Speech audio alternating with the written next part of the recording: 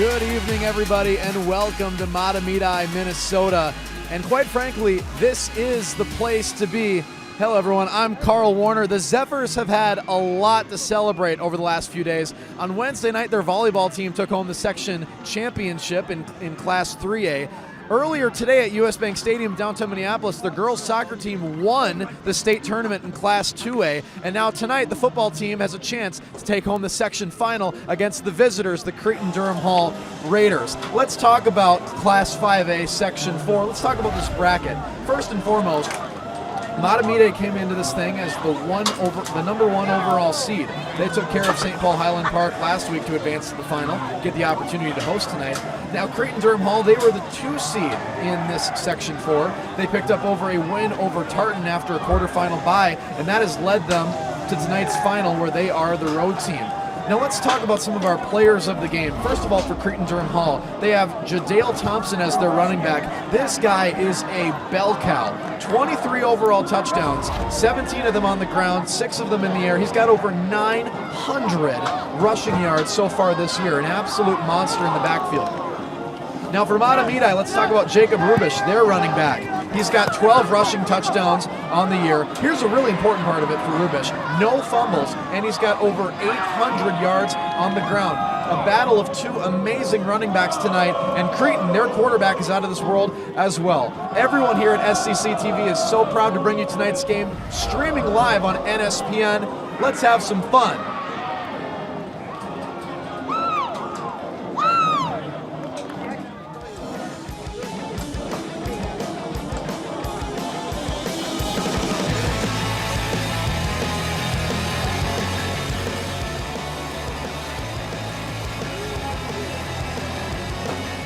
Listen up, team. When I look around this room, I see a fighting team of brave antibodies. But the flu is coming in strong, so I won't sugarcoat it. I need each one of you on your A game. The good news is, Anthony, the human body we've been tasked to protect, just got his flu shot, which supplied us with brand new gear to defend against the flu. That's right, we've upgraded our game with this new equipment. They give you a little extra boost. So let's go fight for Anthony, for his mom, his co-workers, that nice lady Patricia that lives down the street with the cute dog. In the face of viral adversity, we make Anthony thrive so he can protect himself and the people he loves most. Are you with me? Yeah! Let's work as a team to defend against the flu. Gear up with a flu shot to help protect others and reduce your risk of being sick or hospitalized with the flu. Learn more at getmyflushot.org.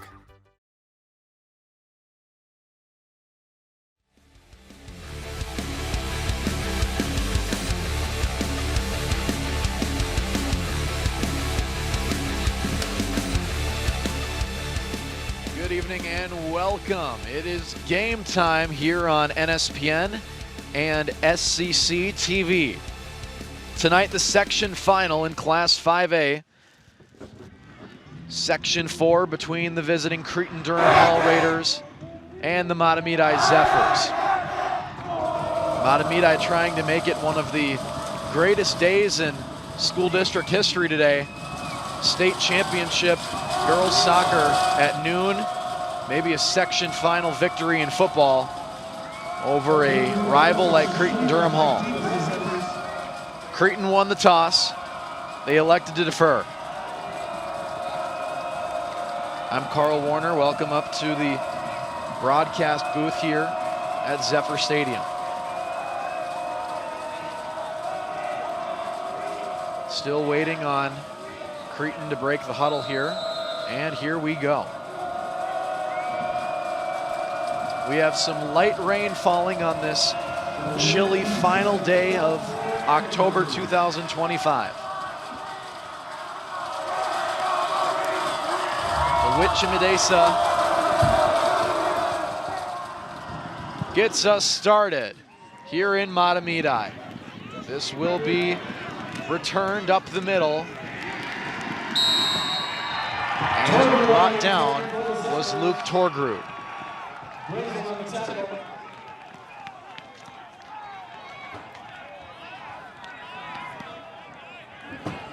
This will bring out Mark Graf, Jacob Rubish, and the rest of this Zephyr offense. A dominating win last week, 62-13 in the section semifinal here in Mahtomedi against St. Paul Highland Park. Tonight, a much more worthy opponent.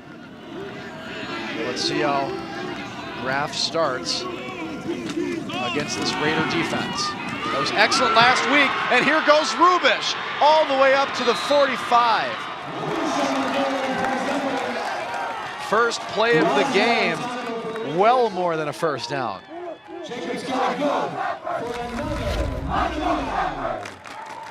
And just look at this hole open up. What a play from that offensive line.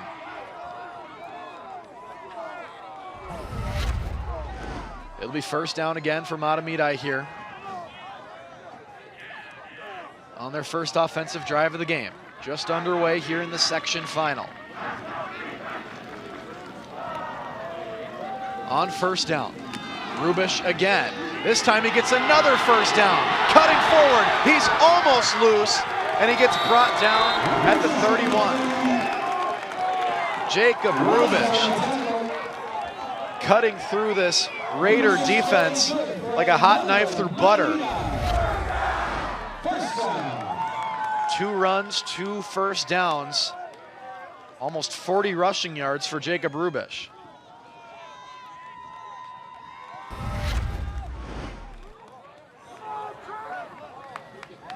Two plays, 2 first downs for Mahtomedi.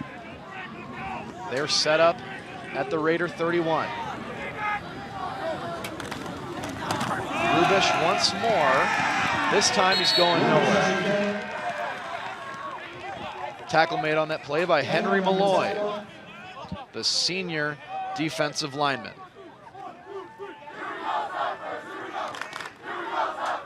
Good number of students out tonight here on the Mahtomedi side of things. I'm sure a lot of them are double dipping today. Made a trip to US Bank Stadium and then are gonna survive this cold weather out here tonight. We have 39 degrees and rainy. Anything but ideal. Second down. Cruz got that carry. He'll get a couple more, but it's gonna be 3rd and long for the Mahtomedi offense.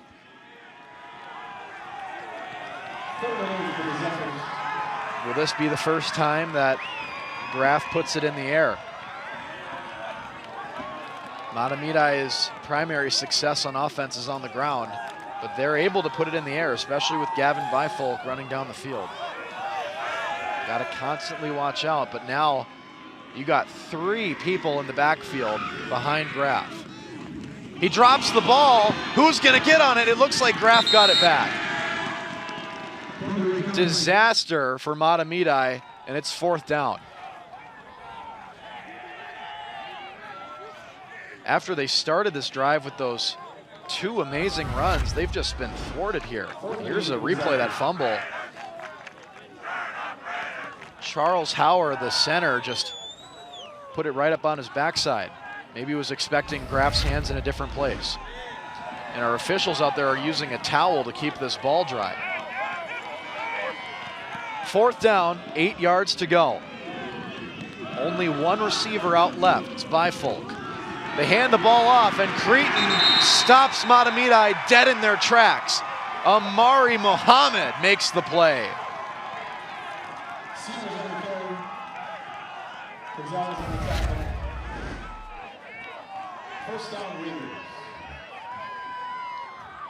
Looks like it was a combination of, and Brazel got in there as well, alongside Dominic Gonzalez. So now we get our first look at the Cretin-Derham Hall offense.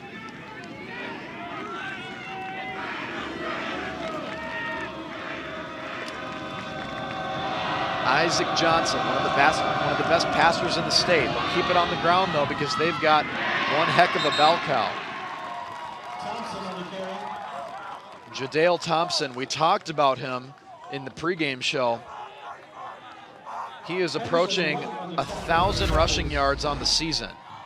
He's got 23 overall touchdowns, 17 of them on the ground. And when number 5 has the ball in his hands in white tonight, you better start running.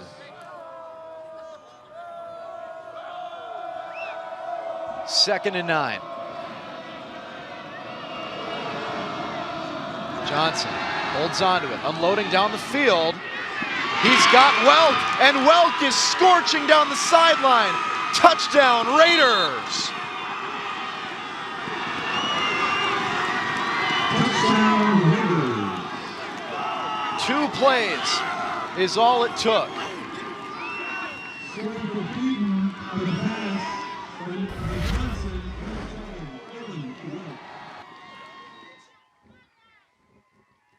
Beat his one man, Owen Egan, and the rest was history.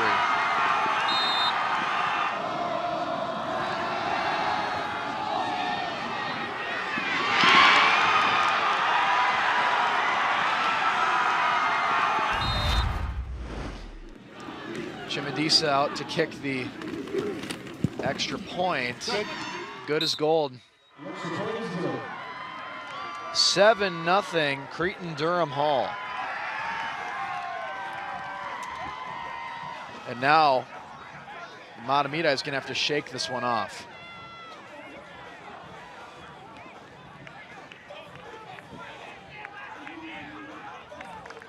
And that's what's so...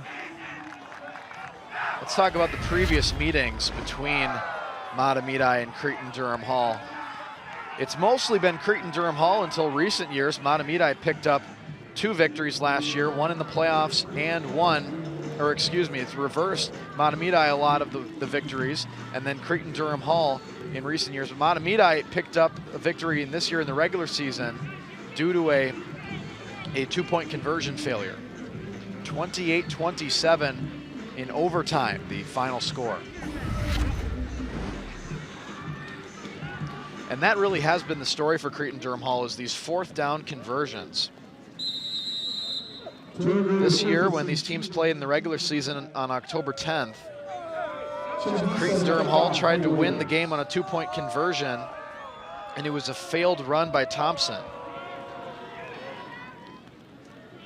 They could have extended the game with an extra point attempt, but they chose to go for it all, and they ended up losing. And quite frankly, that's probably the reason why they're the road team tonight.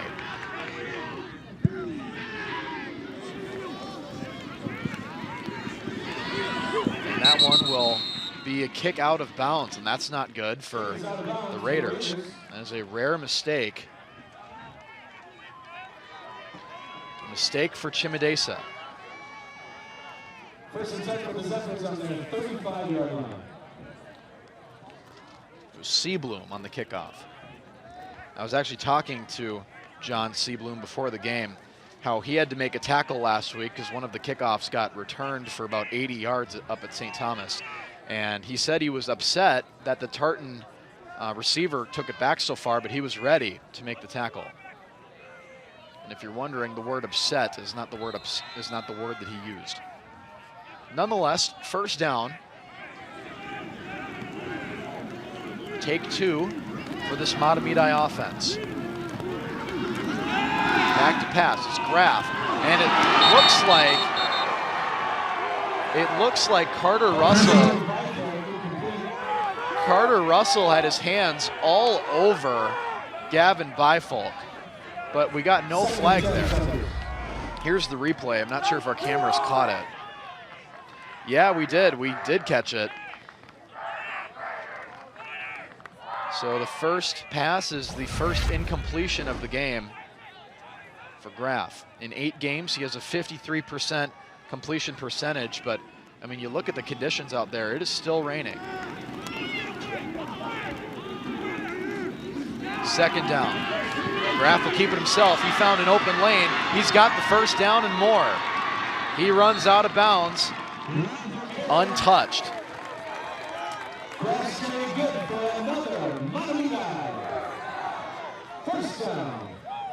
First down, Mahtomedi. As Graff gets some instructions from the sideline, head coach Dave Metzel. On the other side of things for Cretin-Derham Hall, their head coach Kim Royson, class of 2006, Cretin-Derham Hall. First down for the Zephyrs. Here's the pitch to Rubish. He's met and brought down by Muhammad. Muhammad on the tackle. We'll talk more and more today as we catch this replay. And here's the breaking point. Boom! Muhammad was successful, but he paid the price on that tackle. We'll talk more and more today about the state championship victory for girls soccer here at Mahtomedi at the Viking Stadium. 2nd and 6. Quick, no, he kept it himself, and Graff is brought down with little to no gain. That time it was Isaac Henry on the play. There are a lot more non-seniors than seniors on this Cretin-Derham Hall defense. You have Henry, Malloy, Gonzalez, and Rosca, but the rest of them are juniors and even a couple sophomores. 3rd and 6, about halfway through the first quarter, live tonight on NSPN, produced by SCC TV. Keeping it himself, rolling out to the right. Found his man, it's Cruz. He's in control, stays on his feet, brought down at the 21. Grabs pass complete to number 12, Gavin Cruz. Gavin Cruz. Another Mahtomedi. Typically they use him on the ground. This time they found him in the open field. You see how Graff just rolled out here to the right. Throw was a little bit behind Cruz, but I mean, I tell you what, these conditions tonight, it's going to be anything but pretty. These footballs are going to be wet the whole game. We've already seen, I mean, look at that. The referee's literally wiping off the football right now with a towel. 1st and 10.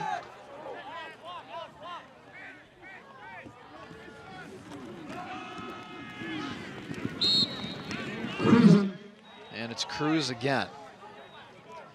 Mahtomedi's first offensive drive ended in a failed 4th down conversion. We'll see what happens here on this one. 2nd and 7 for the Zephyrs. We will not see Harlow Berger tonight kicking for Mahtomedi because she suffered a shoulder injury in her heroic effort, her MVP level performance taking home the girls soccer state championship earlier today. 2nd and 7. It's with Rubish. He found an open hole. Another first down. I mean, this drive started on a missed pass interference call, and ever since, Mahtomedi's been chunking down the field. And now Mahtomedi is deep in their offensive zone with their student section cheering them on. And that rain is just coming down out there. So glad to have a roof over my head right now. 4:30 to go. 1st and goal from the 8-yard line. 5 seconds on the play clock, and we might have a timeout here. Timeout taken by Cretin-Derham Hall.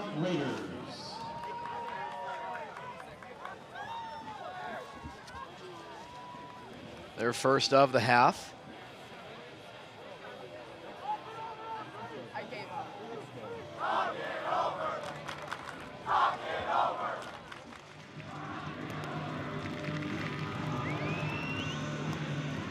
October 25th, we got our most recent Class 5A Top 10 rankings. Mahtomedi coming in at number 5, Cretin-Derham Hall down at 10. I say down, that's still really good.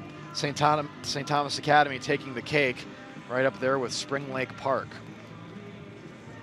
A very ultra competitive Class 5A. We will get the state tournament bracket release show tomorrow after everything is said and done tonight.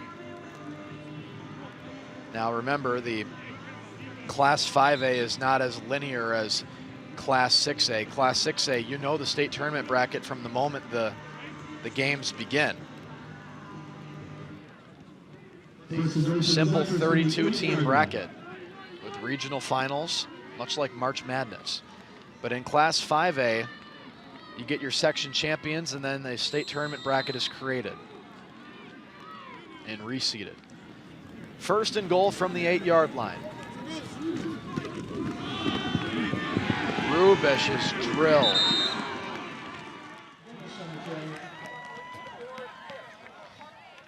And Elias Brazel is making his presence felt. This is a good Cretin defense. And ladies and gentlemen, I have a really good feeling that we have a very entertaining game in store tonight. This Cretin-Derham Hall team comes into this game 6-3. They lost their opening game at the Vikings practice facility at TCO Performance Center against St. Thomas Academy on August 29th, and really they've been blazing ever since. They did lose their last 2 games of the regular season though. Graf keeps it himself, trying to outrun one last man, and he's brought out of bounds before he can reach the pylon.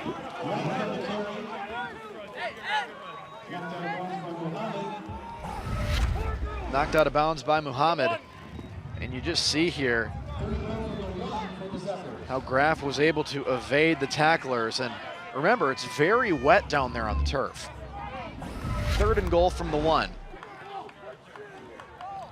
So 2 more chances to punch it into the end zone here for Mahtomedi. This 8-1 Mahtomedi team was perfect in conference in the Northstar East Gold, and now they're looking to score their first touchdown of the section final. Third down, tush push, he's in, touchdown Zephyrs.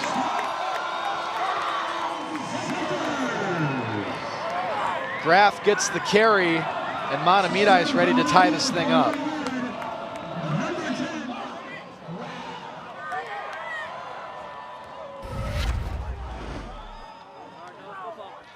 And it appears that they definitely may have missed a false start on this play.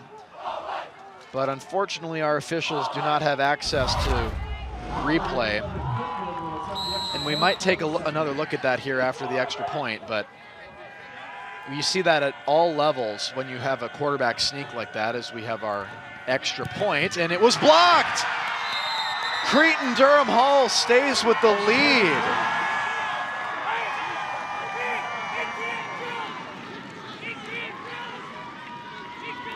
It was blocked. We'll get a replay here in a second. I believe it was Brazel.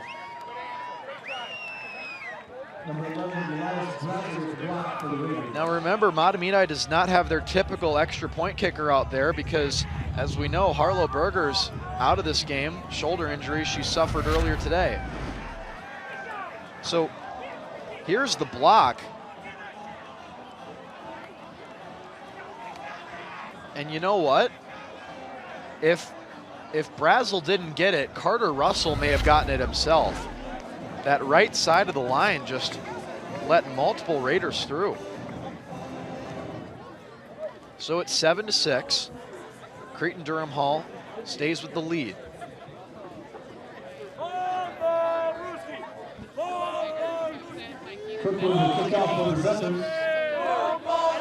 Everett Kirkwood to kick off.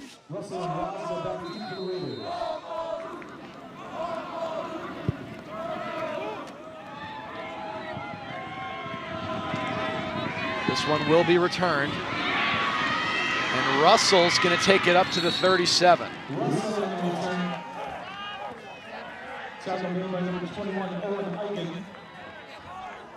Eigen made that stop. And now, here's another look at that touchdown, because it really looks like one of Mahtomedi's tight ends jumped early.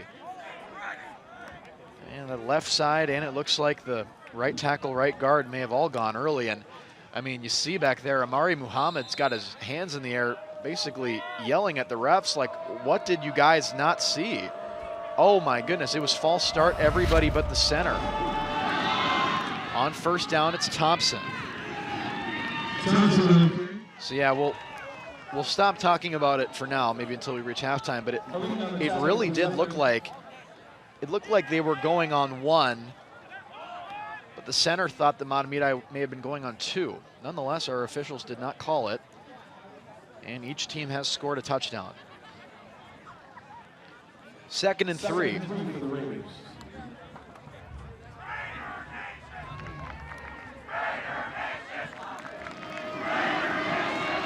Cretin-Derham Hall wearing these gorgeous white uniforms tonight with the yellow helmets. This is an ugly pass, but it's going to reach the intended receiver and pick up the first down. Isaiah Thom. You see this pass, it ended up way behind him, but he got the blocks that he needed to get up to the 46. It is a first down fest here at Mahtomedi High School with 2 minutes and 43 seconds to go in the first quarter. Tonight's game, the section final in Class 4A and Class 5A, Section 4. That time, Johnson went back to Welk, who was fresh off of his 60-plus yard touchdown reception. Isaac Johnson, one of the leading passers in the state. He's got well over 2,600 passing yards, 28 passing touchdowns, throws for about 300 passing yards per game. He does have 8 interceptions on the year and almost never runs with the football.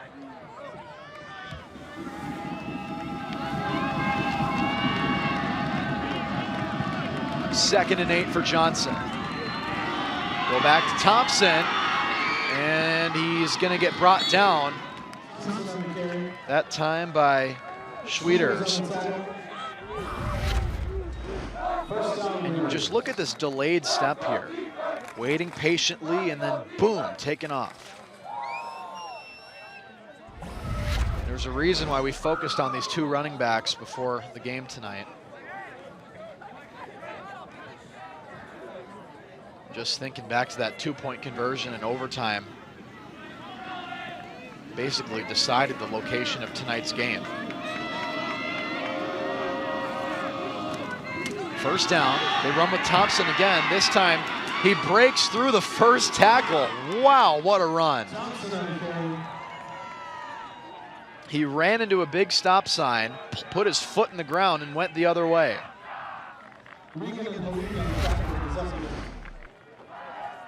So watch right here. It really looked like Edwin Henderson had him dead in the rights, but then he just went to the left instead.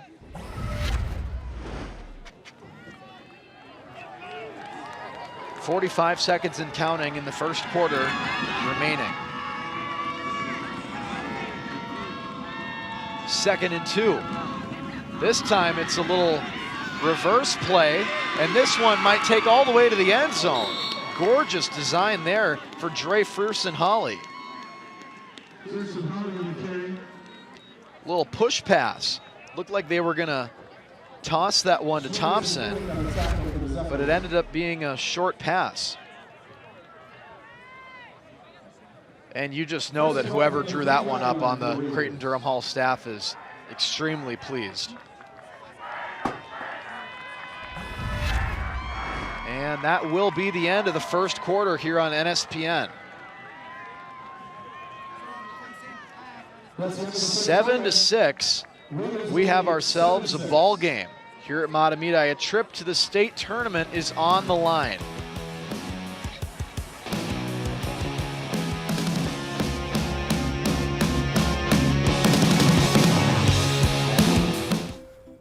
Mom, did you really need to buy 2 can openers for our emergency kit? I can't help it. They're 2 for 1. What's this? We need to keep our family communication plan safe in case of an emergency.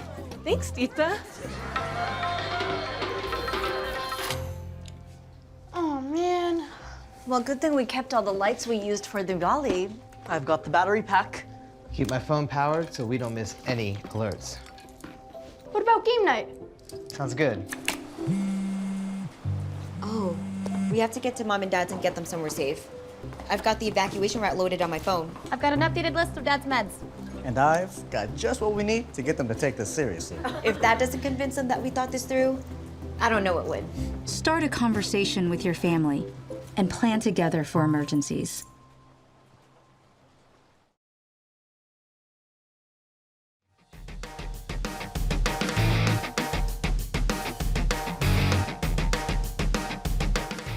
Welcome back to Mahtomedi. We got a 7-6 game.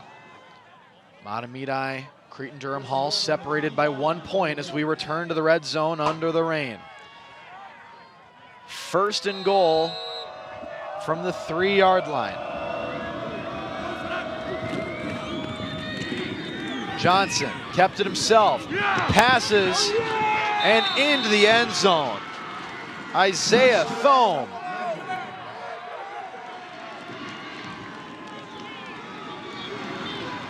And that makes it a 7-point game. Remember, they blocked the extra point.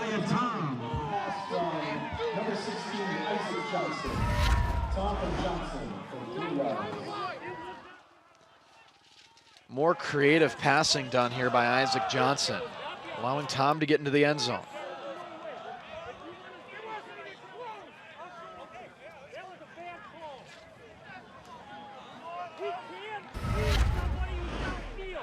And again, remember, because, and we got a loud conversation happening here between the Mahtomedi coaching staff and our officiating crew.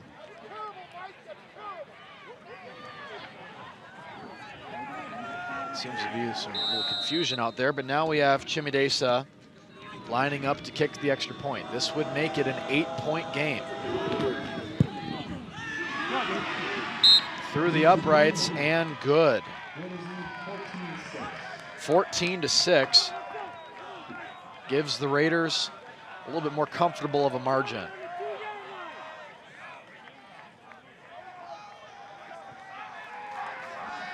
Here's a look at the student section tonight from Mahtomedi. Students braving the cold, not partying just yet, staying warm. Love to see that. A cold Halloween night. And no, I would not even think of bringing up the Halloween blizzard.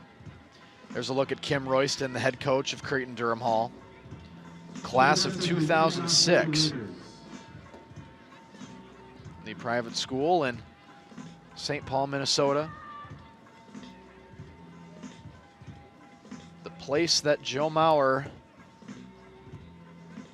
gave a lot more eyeballs to. Chimidesa breaks the huddle. And we will get ourselves kicked off. Torgrud is back to receive for Mahtomedi.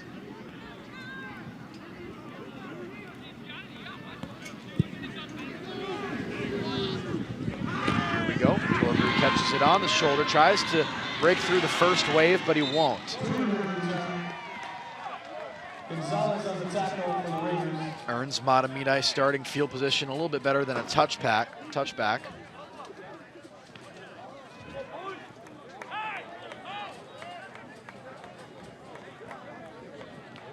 First and 10 for the Zephyrs from their 29-yard line.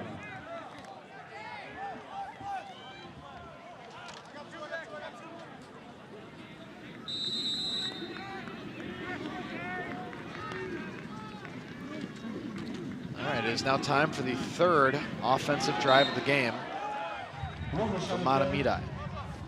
Muhammad on the tackle. Second and 3 for the Zephyrs. And Mahtomedi getting back to their bread and butter, handing it off to Jacob Rubish.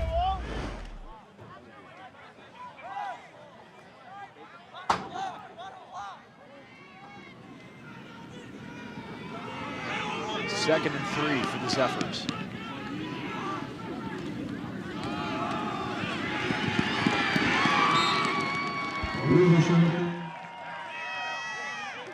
Rubish had that carry, not enough for a first down just yet.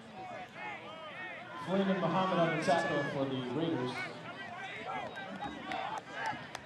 last year in the playoffs. Mahtomedi lost the section semifinal at Cretin-Derham Hall, 7-40. Can't imagine how sweet it would feel tonight for the Zephyrs if they were able to get this victory. Make it a clean season sweep. They're bringing the blitz, but the flags are going to get thrown for false start. False start against the Zephyrs.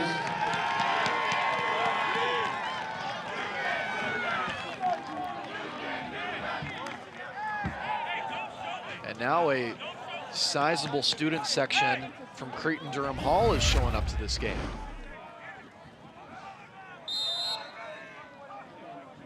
Making the 20, maybe 30-minute drive from St. Paul.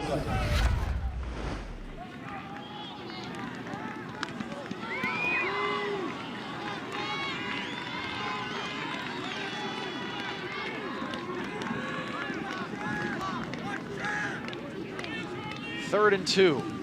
No, they're backed up to 3rd and 7. And just like that, the Raiders may have gotten off the field.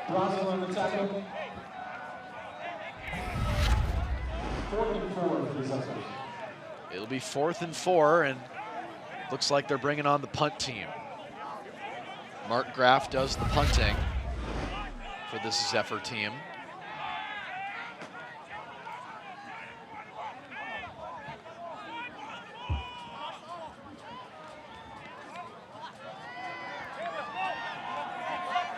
It'll be 3 and out. Graff back to punt for the Zephyrs. For the Zephyrs.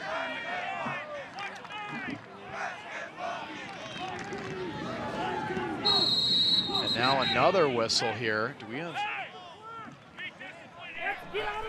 have delay of game? Delay of game, offense.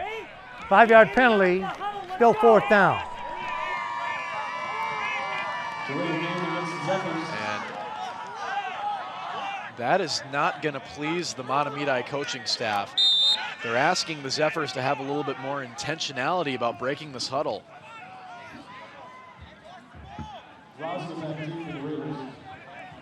Sam Roska back deep, standing at his own 36-yard line.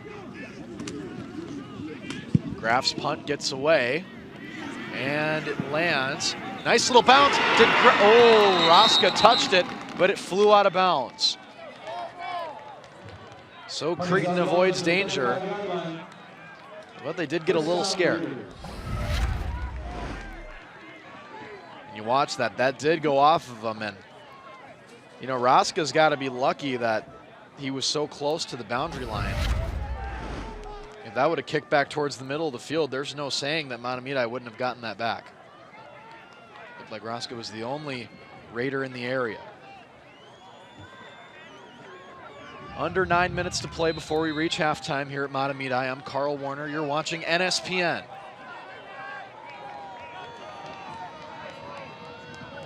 Brought to you today on SCC TV.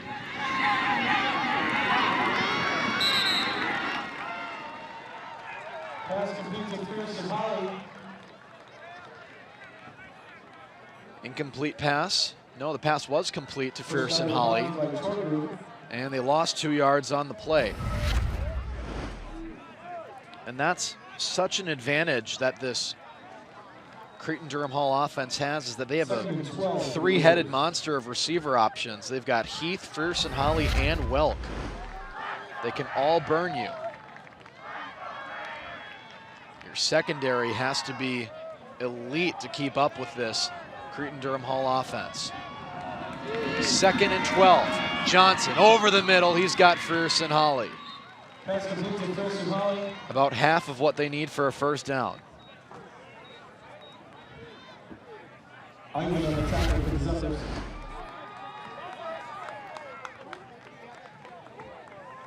Third and 6 for the Raiders. Isaac Johnson has just been sensational this year, the senior quarterback. And now, on 3rd and 6, almost forced to throw the ball here. They've got 4 receivers wide.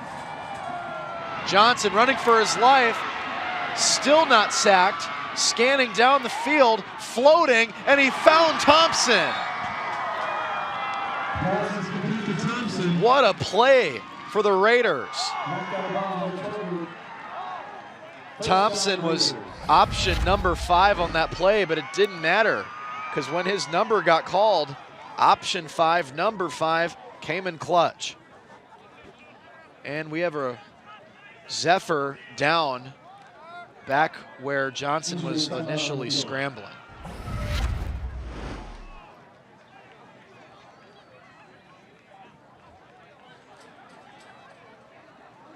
And remember, this field is very wet, and good things do not happen when you mix water with turf. And we have another defender, Chase Holland for Mahtomedi. He's in the injury tent as well. So multiple Zephyrs got injured on this last play.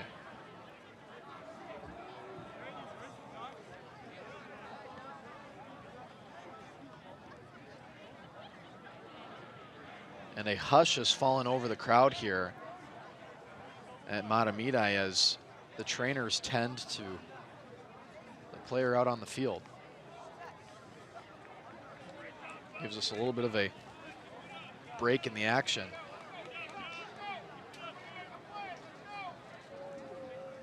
Cretin-Derham Hall. And it looks like Cameron Hench is going to be able to, he's going to be limping off the field, and he's unable to put any pressure on that right leg at all. And that does not look good at all.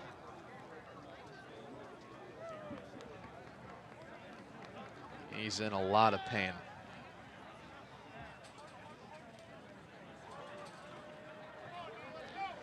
And at this point, Cretin-Derham Hall, here's a look at the play, and just, this is the play of the game so far, for me at least. Johnson avoiding the sack, and then finding his desperation last option, staying calm and picking up the first down.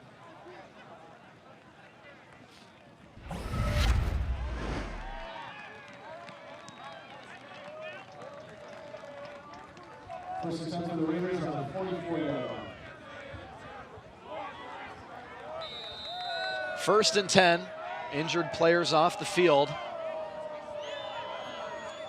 8 minutes to go in this first half. Thompson's got it. He crushes down to the 41.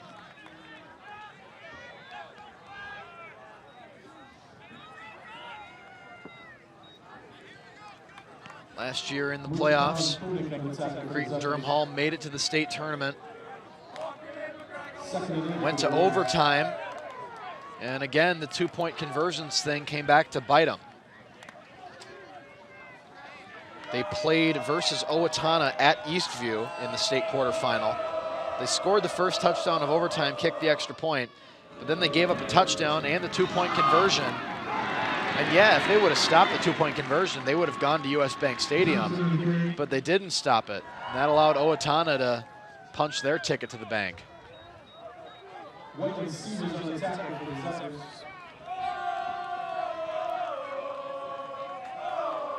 Third and 7 for the Raiders.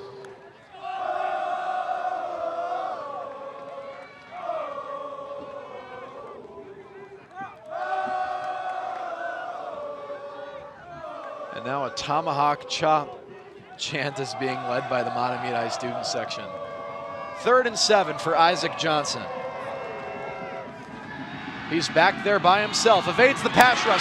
Fearson Holly, wide open, touchdown. Blink and you'll miss it. Dre Fearson Holly, superstar play. On a pass to number 16, Isaac Johnson.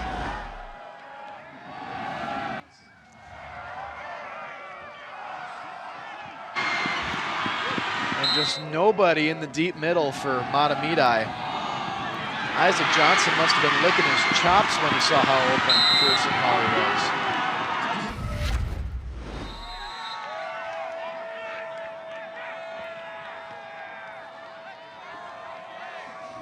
Chimedesa in to kick the extra point. It's up, and it's beautiful. Jimmy Dixie's kick is good. Raiders lead 21-6. It is a 21-6 game. 21-6 is the score on this chilly Halloween evening. We're going to take another look at this from our hard cam here on top of the press box, and I'm not exactly sure what happened there. It looked like the safety, Owen Eigen, I'm not sure if he was expecting more help beside him, but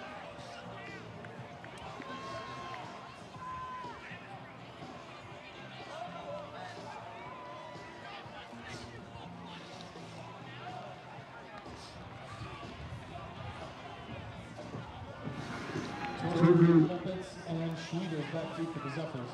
6 minutes, 34 seconds to go. And at this point, Cretin-Derham Hall has initiated a tidal wave of momentum. Jim Odessa will kick off for the Raiders.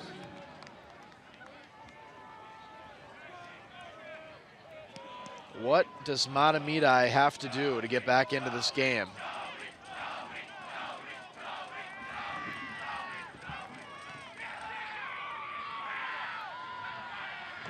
Looks like Chase Holland is limping back to the sidelines. Wonder if he will return to this game at some point. This one will be returned by Frank Schweiders.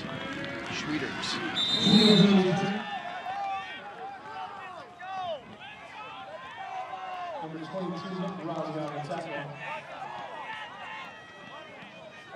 Rosga made the tackle. And now it's go time for Mahtomedi, or else they're at risk of being buried here by this passing offense of Cretin-Derham Hall. As they say in the business, time to go. Much like it will be for J.J. McCarthy this weekend at Ford Field. First down. Graff hands the ball off. And Rubish picked up about 3.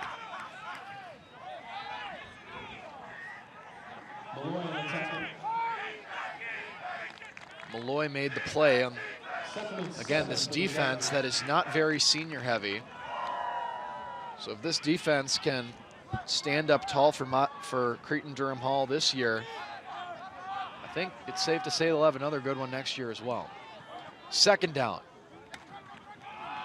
Rubish again, this time maybe only got 1.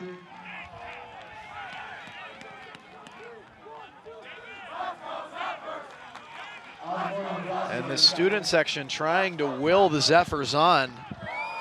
But at this point, it looks like Mahtomedi may have run out of gas. They're going to have to hit the NOS button to get back into this game.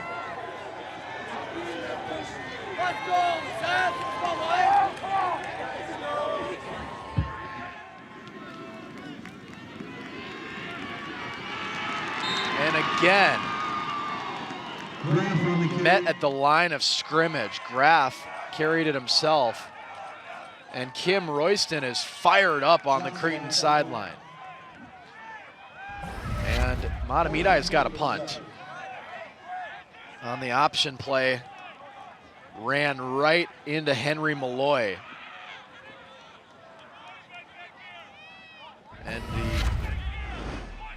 gotta watch this, the opportunity for a fake, and Cretin has several players not on the line of scrimmage ready to attack it. Graff, low punt, low snap, but he gets it off. Fair catch called for, and Rosga has to collapse on the 24. Graff's punt, down by number 3, Sam Rosga. First and 10 for the Raiders from their 26. Tonight on SCC Sports, we have seen 4 touchdowns in this game so far. 3 in the air, 1 on the ground.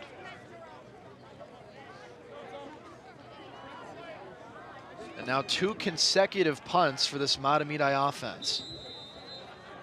And that is not good for this Zephyr defense that's been not holding up so well up to this point, especially in the pass game. And that's why this Raider offense is so dangerous, is because they've got a running back like Jadale Thompson, one of the better running backs in Class 5A, but on the occasion that they don't pass to him, they've got Heath, Frierson, Holly, and Welk streaking down the field, ready to attack. They are the exact opposite of a one-dimensional offense. 2nd and 9. Under 4 to play in the first half here on SCC Sports and NSPN. Johnson going back to pass, unleashing wanted Tom, but the pass is incomplete.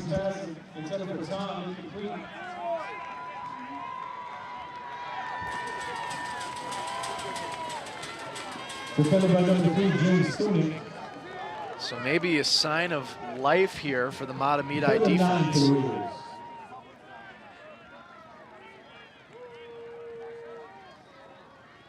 And Isaac Johnson has not been sacked yet tonight. He's had a lot of time to throw. This is his first incomplete pass of the night. And it looks like he's going to pass again here. He's got Thompson back as an additional blocker. This time he had to avoid pressure. Wide open was Welk.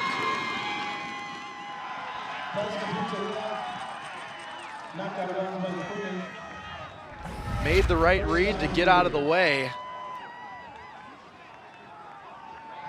And Johnson is just playing playground ball out here.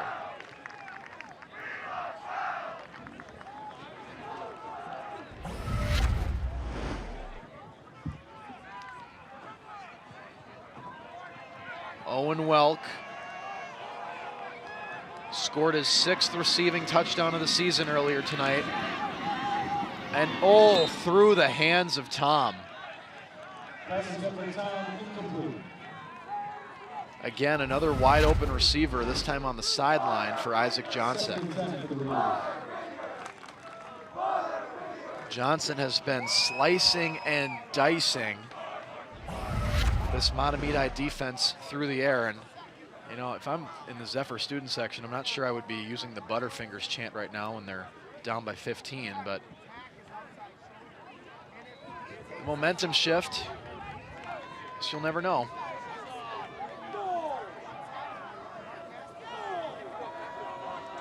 Second and 10. Handoff. Thompson is stopped dead in his tracks. Muchapau making the play.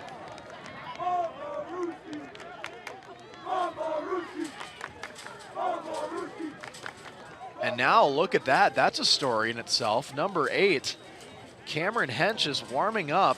Well, he's got his right knee all taped up and he's got something on it there. I'm not sure if it's just an ice pack or whatnot, but I think Hench wants to see if he can get back into this game, maybe in the second half. 3rd and 10. Desperation time for Isaac Johnson. Again, he evades pressure. A completed catch. Death by 1,000 cuts. Sam Heath picks up the first down. And again for Mahtomedi, just when they think they have Johnson, he finds the open man. That's been the story of this drive. 2 minutes, 23 seconds and counting to go in this first half. The rain keeps coming down.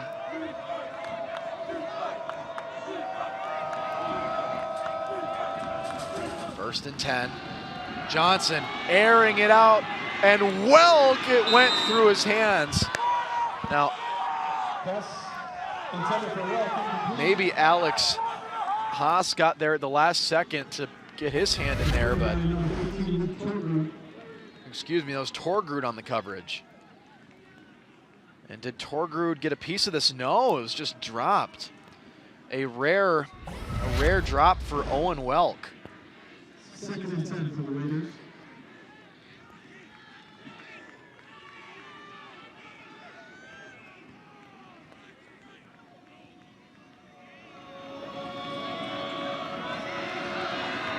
2nd and 10. Johnson directing traffic. Shovel pass intercepted. Mahtomedi. Mokapo. Isaac Johnson putting on his best Josh Allen impression, and Muchapau said, "Oh no."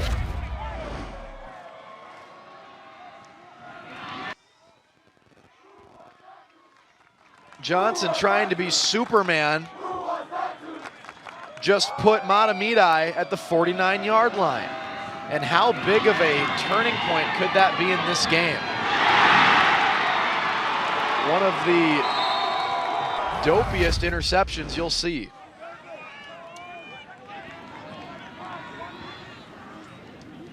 Fail Army will be all over that one.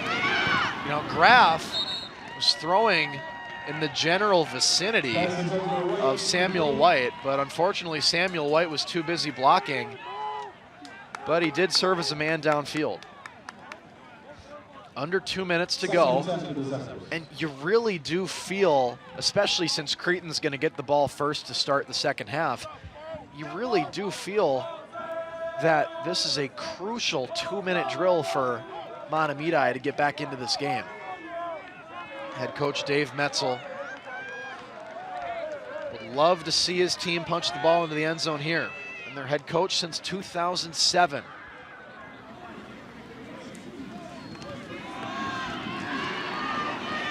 Nice run there. And Rubish will take them to the 46, and the Zephyrs have all 3 timeouts, so the playbook is wide open. 3rd and 5 for the Zephyrs.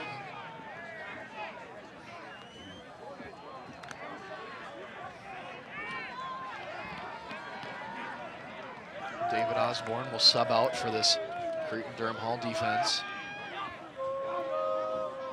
3rd and 5. Taking his time. Graf in the air, first down. James Thunick with the catch. Russell on the tackle. Russell made that tackle, but the first down is good to go, and now the timeout is taken by Mahtomedi. Timeout, Mahtomedi. So after the interception from Isaac Johnson, Mahtomedi is in position here to put some points on the board before the half.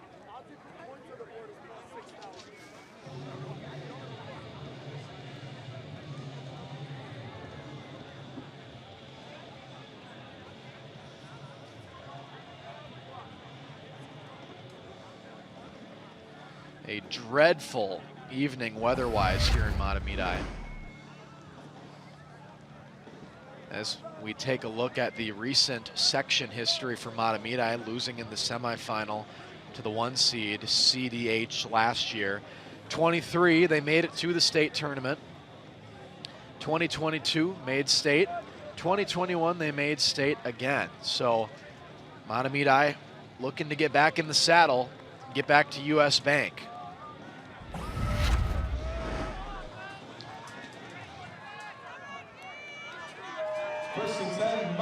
First and 10, 2 timeouts, 70 seconds to get this ball into the end zone before the half.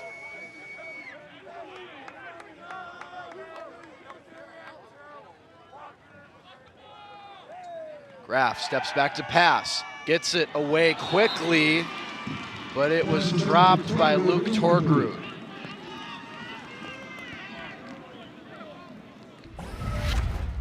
Second and 10. Torgrud just unable to hold on to it, and I know we keep saying it, but how much is that rain gonna affect the catching conditions out there?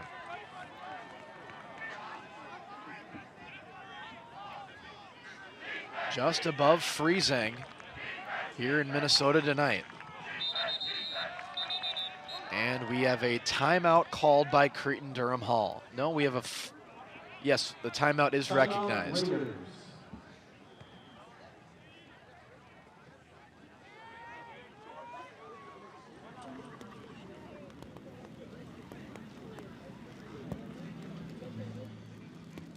And now we just talked about the playoff history for Mahtomedi. Let's take a look at the Cretin-Derham Hall recent section history.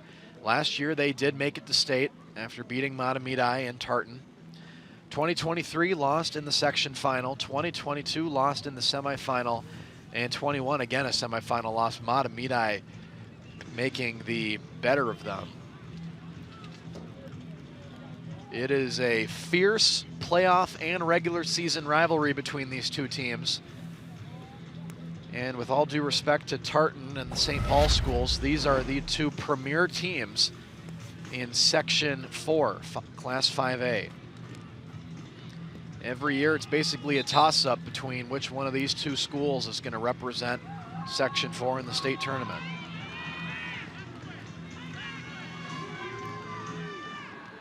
Second and 10 for the Zephyrs.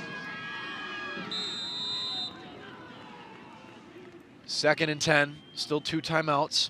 The opportunity to run the football is still here. That's what they'll do with Rubish, and Rubish will break free down to the 32. Did he get out of bounds? Rubish on the carry. Hardish on the tackle. This is a sloppy game with all those turf pellets flying all around. Looks like a big slip and slide out there.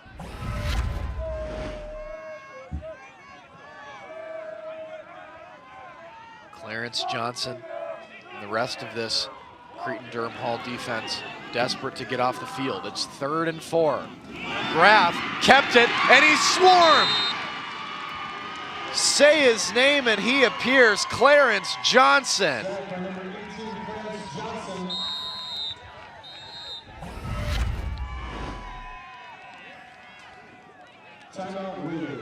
Not even Joe Hendry could have saved Mark Graff on that play, and that may have just taken their chances of scoring before the half out of question.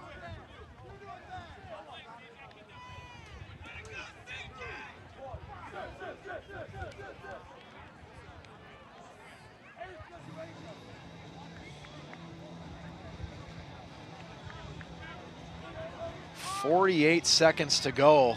It'll be 4th down here for Cretin, and at this point, I don't know what the best course of action here for Mahtomedi is, because Cretin is out of timeouts in the first half.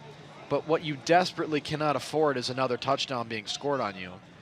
So if you're Mahtomedi, do you punt here to try to put Cretin-Derham Hall as far back as possible? I mean, maybe it would be worth it. I mean, honestly, with no timeouts, I think Mahtomedi could afford a throw to the end zone here. Protect as much as you can. No, it looks like they're sending Graff back to punt. And Cretin doesn't have anybody back yet.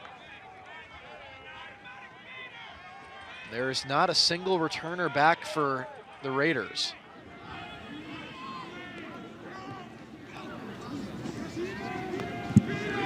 But they'll go back now. They'll try to keep this from bouncing into the end zone, and they will. Nice work by Mahtomedi.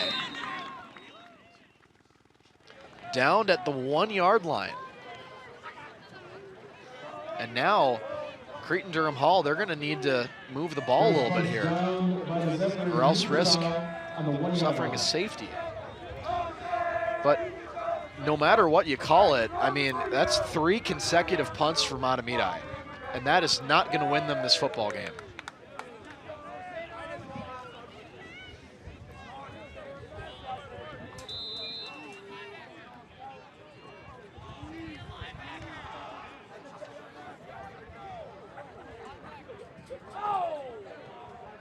Getting set up for 1st down. They'll have to keep the ball on the ground most likely. Can't intentional grounding this. Got to be careful if you're Isaac Johnson. Got the ball away. No, it was dropped. Wanted Jadale Thompson. And the rain continues to affect this ball, but we're talking about it. Remember, they are backed into their own end zone. Cretin-Derham Hall, they cannot afford to take a penalty here. A holding call in the end zone would be a safety.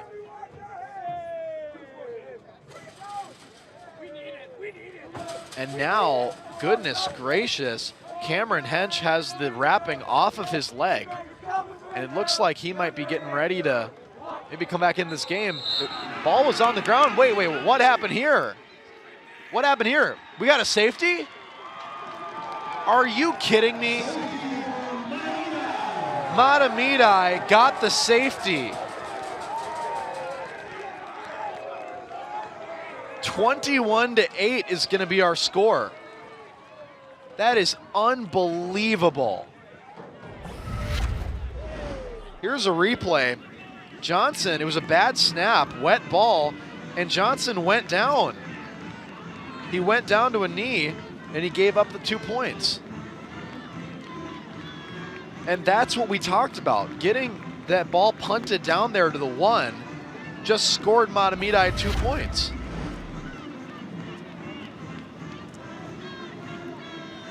And now, this might sound stupid at this point, but now Cretin's got a punt to Mahtomedi, and right now Mahtomedi's on the wrong side of the field. A little embarrassing there, but what are they doing?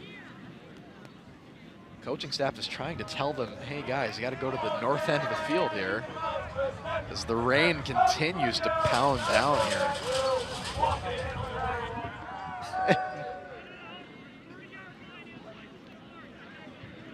And now an interesting return here, because obviously a safety is one of the more rare plays you'll see. Got 2 receivers back there for Mahtomedi, and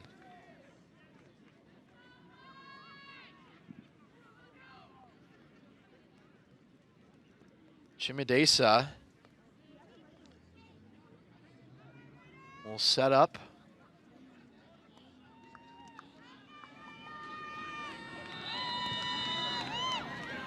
And he will still get his running start.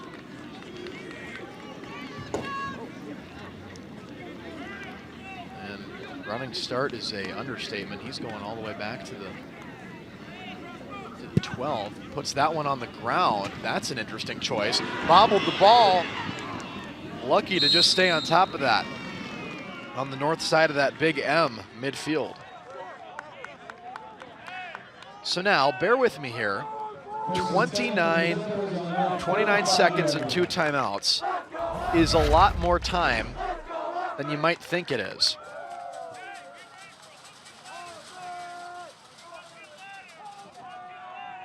And that one went right to Samuel White.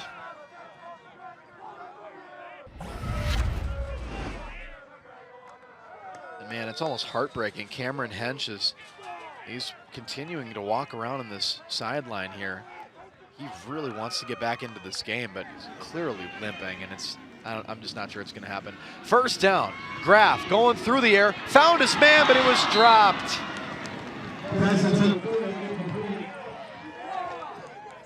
Thunick, another dropped ball that could have put Mahtomedi beyond the 40.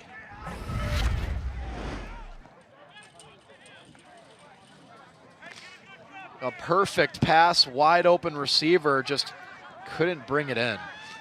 And he's doing the fundamentals, you know. They teach all the receivers to catch the ball with their hands. But on a night like tonight, that is way easier said than done. Graf going to the air again. This time he's in the flats with Rubish. Rubish stays in bounds. The coaching staff wants a blocking foul on Mahtomedi. 17 seconds. First down.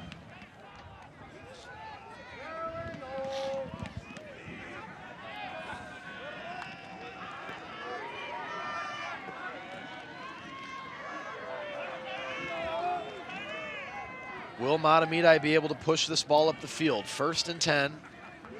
Still have 2 timeouts. Rubish will run with it down to the 33. Timeout taken.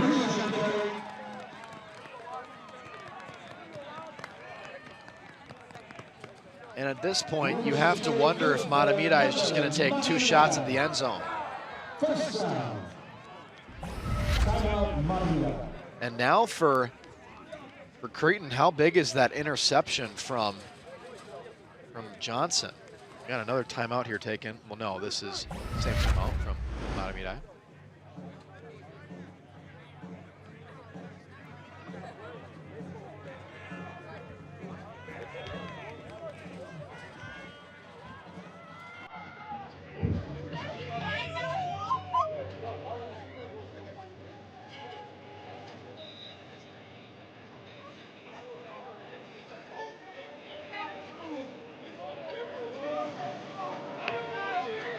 So Mahtomedi will have 2 receivers to the right. 2 receivers to the right for the Zephyrs. Graf stepping back to pass. Got some blocks. Unloading. It's an interesting pass, and that ball just took way too long to get there. 5 seconds remaining, and this could be the last play of the half. And even if Thunik was able to make separation there, Flynn was able to catch way back up before that ball ever got there.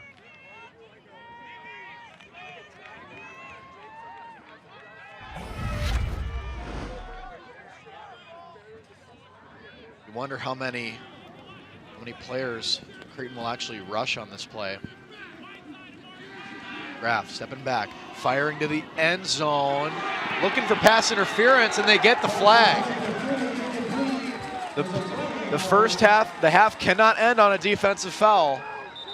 Mahtomedi might get one more chance at the end zone. Okay. Pass interference, defense, number 15. 15-yard penalty. So it'll be a 15-yard penalty, Replay, and third down. Mahtomedi, they will have a untimed down here. There's no time remaining in the first half, but the first half can't end in a defensive penalty.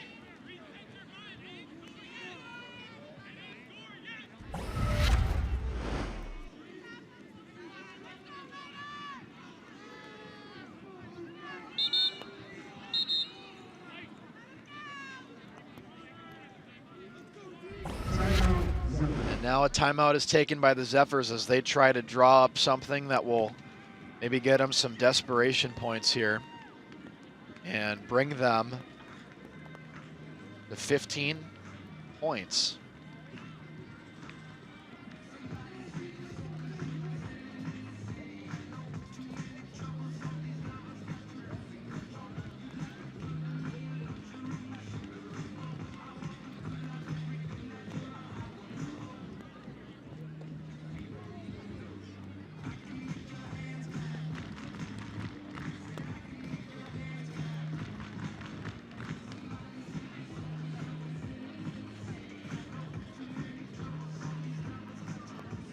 On a chilly evening here in Mahtomedi, Minnesota, we are one play away from the half. Both of these teams trying to punch their ticket to the state tournament in Class 5A.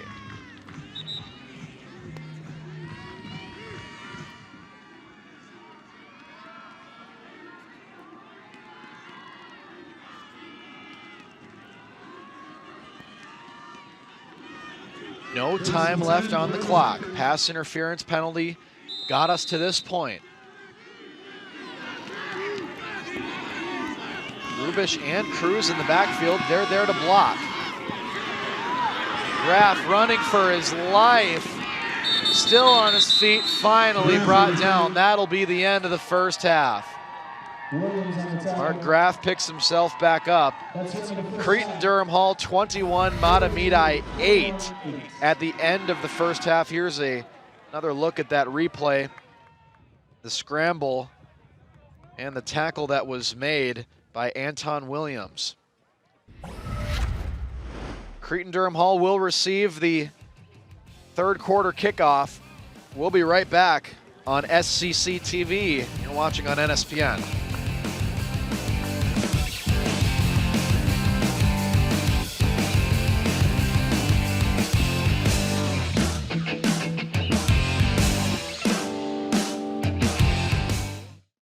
Sit up, team. When I I look around this room, I see a fighting team of brave antibodies. But the flu is coming in strong, so I won't sugarcoat it. I need each one of you on your A game. The good news is, Anthony, the human body we've been tasked to protect, just got his flu shot, which supplied us with brand new gear to defend against the flu. That's right, we've upgraded our game with this new equipment. They give you a little extra boost. So let's go fight for Anthony, for his mom, his co-workers, that nice lady Patricia that lives down the street with the cute dog. In the face of viral adversity, we make Anthony thrive so he can protect himself and the people he loves most. Are you with me? Yeah! Let's work as a team to defend against the flu. Gear up with a flu shot to help protect others and reduce your risk of being sick or hospitalized with the flu. Learn more at getmyflushot.org. Emma, did you hear? Todd's in the hospital. Who's Todd? He got a collapsed lung from vaping. He thought it was cool. Not cool. Promise you won't vape, Emma. It can lead to a lifelong addiction, and we can't be friends if your lungs collapse. Bogus. Wacky sitcom teens aren't the best people to talk to your kid about vaping. Hey, you got a minute? You are. Start the conversation with your child about vaping today. Buckle up! Nobody is more prepared for an emergency than Dogman. With all your kung fu skills and your canine fortitude or whatnot. But for the rest of us, a good plan goes a long way. Come on, let's go! So, whether it's an unexpected disaster or the world's most evilest cat bent on destroying all do-gooders, Destroy all do-gooders! you can help your family be ready for anything. No time to waste. Will you get out of here? Get started today at ready.gov/kids. I never realized that I'd be taking care of a 2-year-old and a 9-year-old on my own. Sometimes as dads, I think we're too hard on ourselves. We get down on ourselves on not being able to, we're the providers, but we also have to learn to take care of ourselves. Self-love made me a better dad because I realized my worth. My daughter Isabella recently had a graduation into high school, and I got emotional because I saw pride in her eyes. I saw my daughter have her own self-love, and I saw the hard work of me being that dad 24/7 transferred to my teenage daughter. The word father means a lot to me. When I give my love to my children as a father, I can see it. There I was, 16, divorced, remarried with a baby, another on the way, and I could barely read or write. Getting my high school diploma was a catalyst I needed. Now I have a bachelor's, a master's, and I became a teacher. When I look at all these success stories, I could not help but think it all started by getting my high school diploma. When you graduate, they graduate. Visit finishyourdiploma.org to find free and supportive adult education centers near you.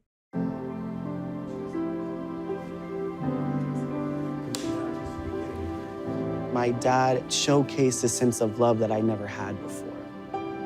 It felt like it was something that I've always wanted.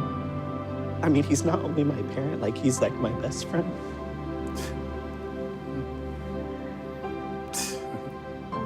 Learn about adopting a teen at adoptuskids.org.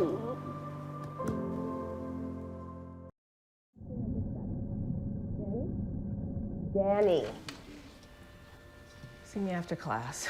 Okay, so, Jennifer? Yeah? Okay, let me know. Danny, I just got this notice from your school. We need to talk. This is important. We need to talk. Danny, wake up!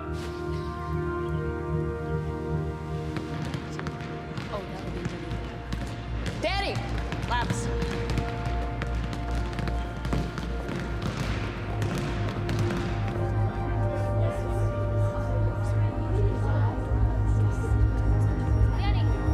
Danny! She's overdosing. When no one else knows what to do, it's gotta be you. Carry naloxone. You could save a life.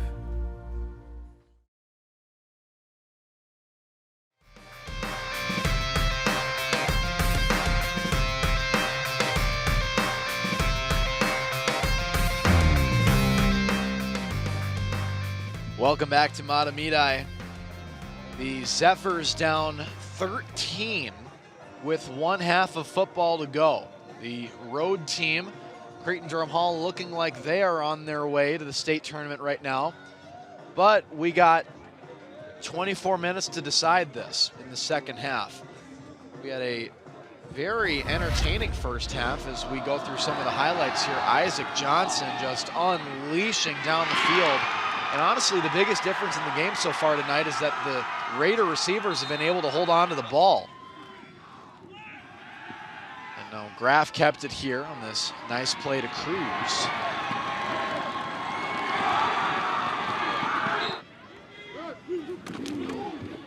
And the tush push that sent Graff into the end zone.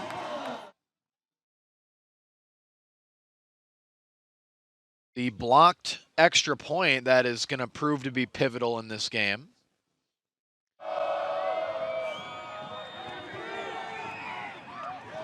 And that floater pass from Johnson to Tom.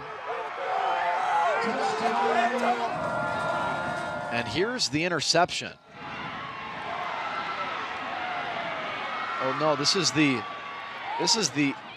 play where two defenders on Mahtomedi were injured. Over the middle, just a gorgeous pass from Johnson. I could watch Isaac Johnson play quarterback all day. And now here's a look at the interception. And watch this little push pass, just reckless, which is something that you almost never see out of Isaac Johnson. And this bad snap that ended up being a safety when it was all said and done sent Mahtomedi to the locker room down by 13.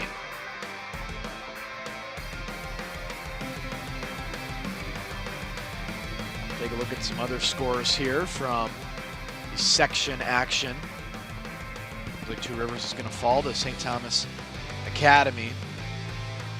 Chanhassen has a 2-touchdown lead in the fourth quarter. Minnesota Washburn.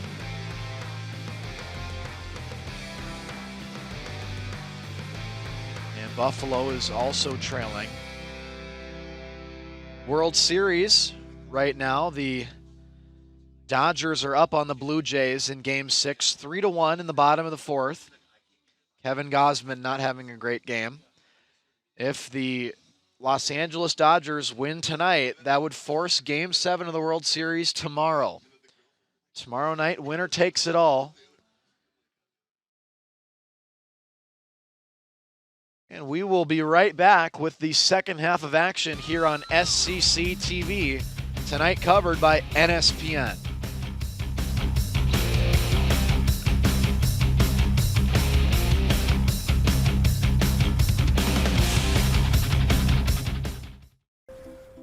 Mom, did you really need to buy 2 can openers for our emergency kit? I can't help it. They're 2 for 1.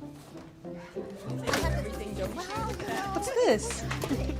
We need to keep our family communication plan safe in case of an emergency.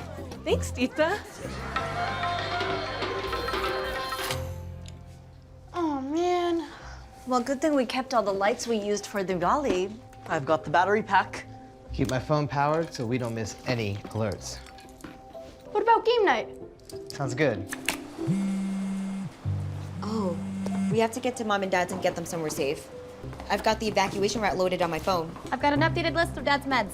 And I've got just what we need to get them to take this seriously. If that doesn't convince them that we thought this through, I don't know what would. Start a conversation with your family and plan together for emergencies.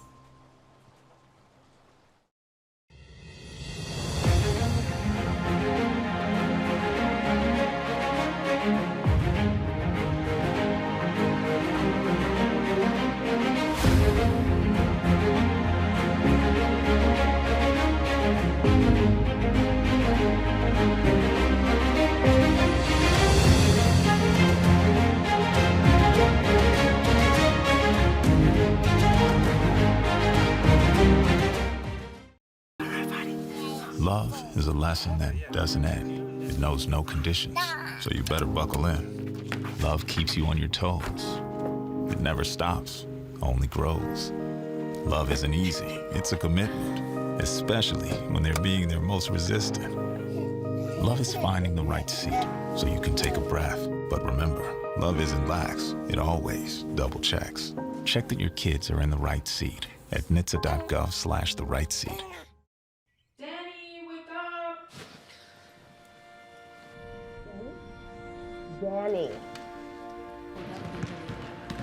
Danny! Laps. Danny, we need to talk. Danny, she's overdosing. When no one else knows what to do, it's gotta be you. Carry naloxone. You could save a life. I'm a different kind of threat. You can't call the cops on me. I don't even have to break in. I'm invited.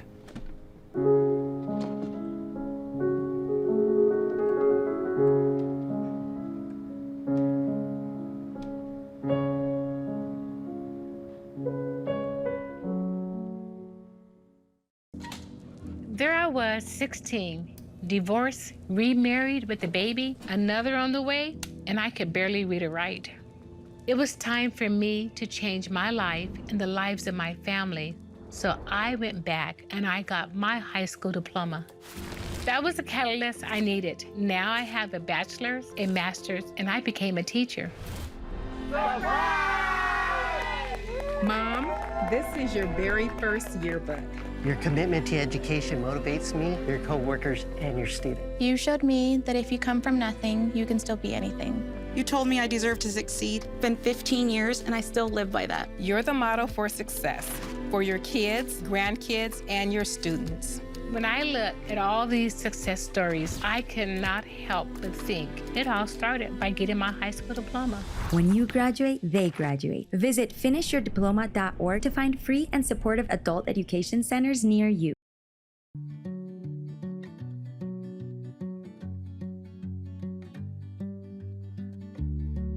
When we have the food we need, we are at our best. We push further. We rise higher. We unlock our full potential. When we are at our best, we have more to offer the world around us.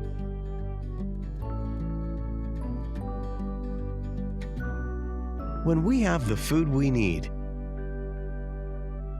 we make our communities stronger. Together, we can help everyone get the food they need to thrive. Join the movement to end hunger at feedingamerica.org/actnow. Mom, did you really need to buy 2 can openers for our emergency kit? I can't help it. They're 2 for 1. What's this? We need to keep our family communication plan safe in case of an emergency. Thanks, Tita.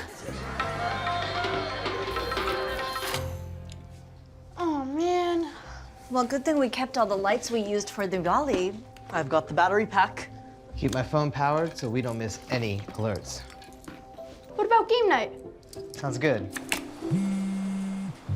Oh, we have to get to Mom and Dad's and get them somewhere safe. I've got the evacuation route loaded on my phone. I've got an updated list of Dad's meds. And I've got just what we need to get them to take this seriously. If that doesn't convince them that we thought this through, I don't know what would. Start a conversation with your family and plan together for emergencies.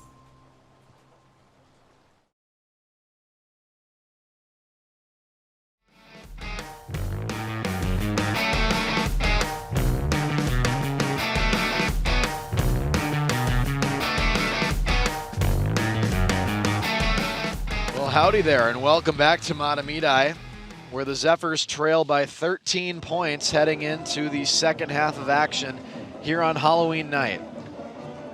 One of these teams will move on to the state tournament with a victory tonight. The other one, their season will be over. We're here at George Smith Field with the 2 top seeds in the Section 4 Class 5A bracket. Mahtomedi punted 3 times in the first half. Cretin-Derham Hall had 3 passing touchdowns in the first half. We'll go through the highlights of the first half once more. And first half was just the Isaac Johnson show. Down the field, connecting for a touchdown with Owen Welk. That got us going. And then Mark Graff able to give that one to Cruz.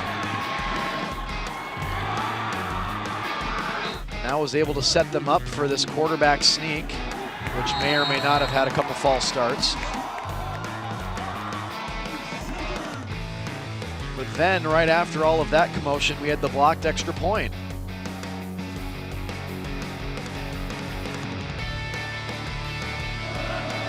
Another touchdown in the air for Johnson. This one went to Tom.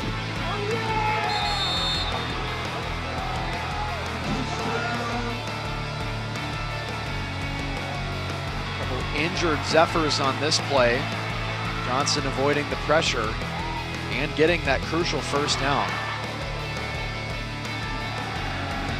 Touchdown over the middle to Ferguson Holly. Aerial assault continuing.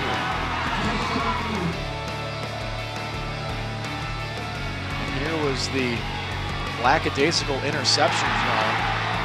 A rare misstep from Isaac Johnson, and then Mahtomedi punted it down to the 1, and this made it so Johnson took the knee in the end zone after a bad snap and a safety. And congrats, you're all caught up. Under a minute before we get this thing kicked off in the second half, before we crown a section champion and a winner.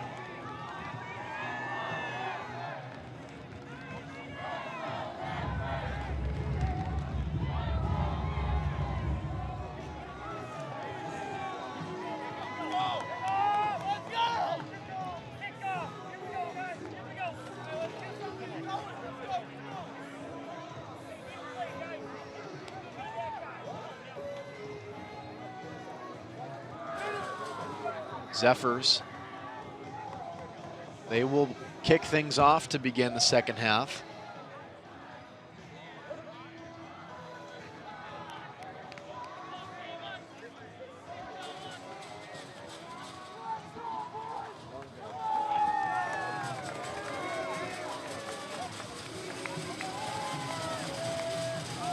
And the injuries have stacked up tonight for Mahtomedi. But we got a fresh half of action. 24 game minutes from now, we will crown a section champion. Out to kick things off, Everett Kirkwood. And away we go. He keeps it on the ground. It'll stay with the Nutman, but not before he took the knee. So the Raiders will set up shop at the 32-yard line. Out comes Isaac Johnson and this impeccable offense. Almost unstoppable tonight. But one interception has prevented Cretin from really pulling away to this point. First down for Isaac Johnson. Let's get this third quarter started. Rips it to the right. He's got Ferguson Holly and a couple of blockers. First down, much more. And you see the first half drives there. Just the difference between the punts and the touchdowns. Another look at our replay here from our awesome crew at SCC TV. And this is not workers' bias. This broadcast you're watching tonight is one of the best high school football broadcasts you will find north of the Mason-Dixon line. A forward pass to Thompson, but he was thwarted. Cretin-Derham Hall ran that play the other way in the first half. This time it is much less successful. They also ran it with Tom in the first half and not Thompson. The Zephyrs getting some support from their home bleachers, but they're going to need a lot more than a few chants to get them back in this game. Down by 13. 2-possession game as we begin the third quarter. I'm Carl Warner. You're watching the Section 4 final. Isaac Johnson stepping back to pass. Running away, and he's going to have to down that ball. He was looking for Sam Heath to make some sort of a miracle, but that ball was basically in the dirt. And it looks like Cretin's offense is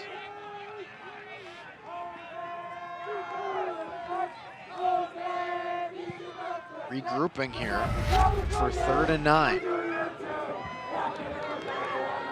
3rd and 9 is a rare spot for Cretin tonight as Johnson tries to keep his hands warm, tucking him inside his jersey there.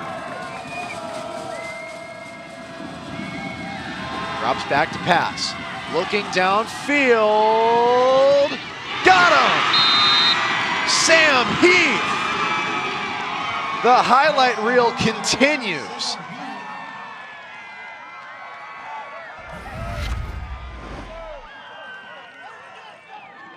Just uncorking down the field, and that height advantage for Heath, allowing him to pull that one in.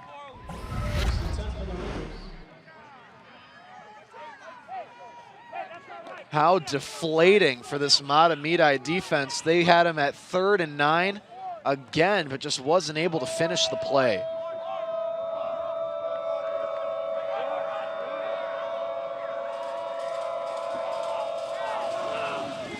First down. Johnson keeps it. He wanted the push pass, and he got him. Owen Welk. This is Harlem Globetrotters out here. And now the coaching staff of Mahtomedi is, they're pretty upset about how far downfield these offensive linemen are for Cretin-Derham Hall. They wanted a illegal man downfield penalty, and they probably should have gotten illegal line downfield there.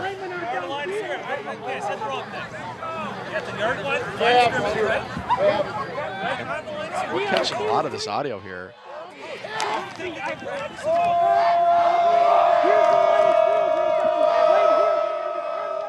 I'm just going to shut my mouth so we can hear that audio. Oh my goodness, that was amazing. You're not going to find that at other high school sports distributors. Delay, offense, number 16, 5-yard penalty, still 2nd down. And now we will get a penalty here. This on-field audio is incredible. The staff here at SCC working some magic tonight. 9:32 to go. It'll be 2nd and 7 for Cretin-Derham Hall. You folks at home watching this broadcast on NSPN are getting a real treat.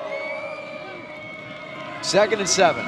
Johnson's got a man open to the right, finds him. It's Thompson. Can he beat one defender? Yes. He's on his way to the end zone. Touchdown, Jadale Thompson.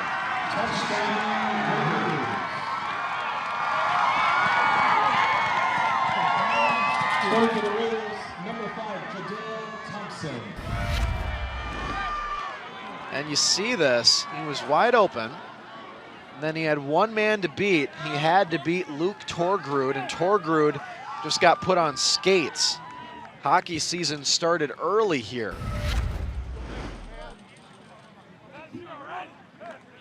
(27-8) as Cretin lines up for this extra point. Well, no, the offense is out on the field. They're trying to make this a 21-point game.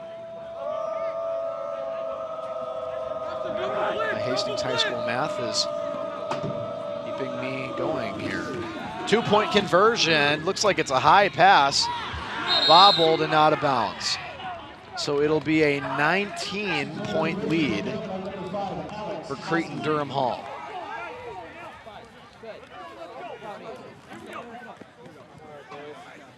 So something positive out of that drive for Mahtomedi. Remember, at one point, the Zephyrs had them pushed back to 3rd and 9.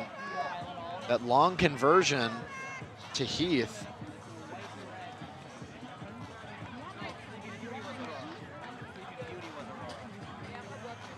Things are not looking good right now for Mahtomedi.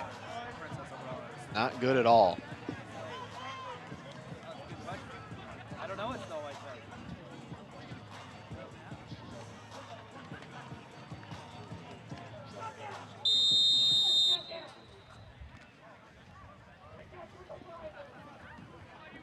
Torgud, Schwieners, and Opitz back deep for Mahtomedi. And what Mahtomedi could really use right now is a elaborate punt return. The special teams of Cretin gave up a couple of those last week. Torgud catches it in stride. He just gave up that touchdown, and now he's gonna bring Mahtomedi out to the 40. Nice work there by Torgud. Nick Rogers on the tackle.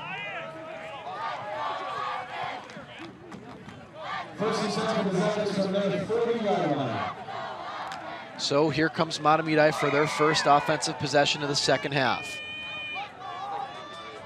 Down by 19 after a failed 2-point conversion.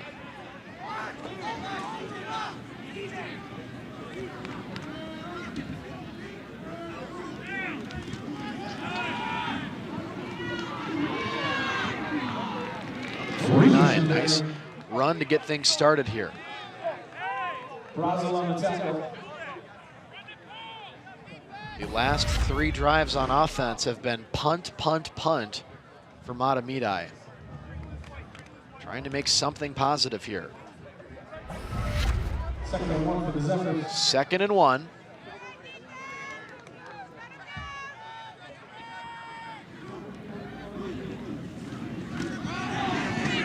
Graff keeps himself for the first down.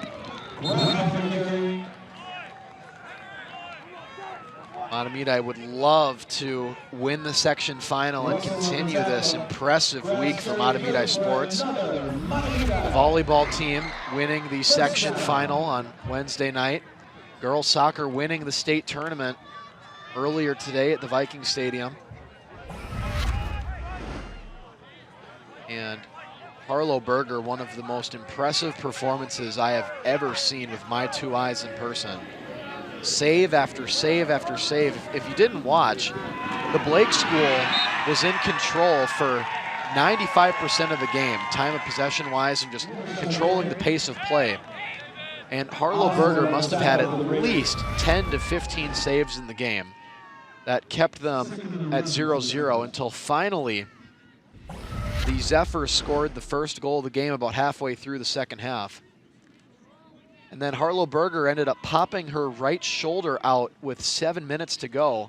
She stayed in net and ended up winning the state championship for Mahtomedi, their 12th girls soccer state championship. Graff back to pass, watch out, blindside. He found Rubish though, got a block, down to the 34. Beautiful play there. And now we're gonna get a blindside block. Oh my goodness, that was a late flag.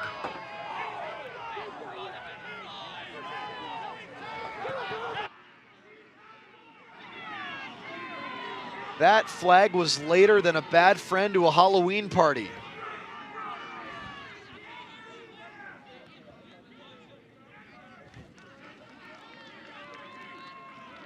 There's no flag, he says. No, they're waving it off. Wait, so are they gonna move the chains?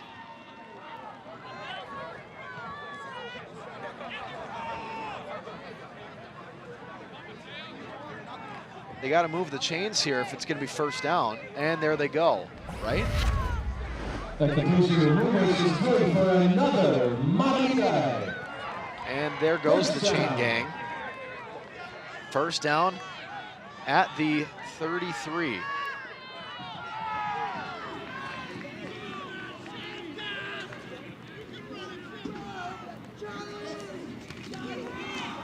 up the middle. It was White who had that carry. Mahtomedi's only loss this year was at St. Thomas Academy, October 15th. They took a 7-35 loss. They won 7 in a row to start the season. They had a forfeit victory against Bloomington Kennedy after that really just interesting and dangerous situation. A couple blocks from here. Rubish now has a wide open lane, going down the field, looking for a couple more blocks. He's down at the 6. Rubish has put Mahtomedi in the red zone.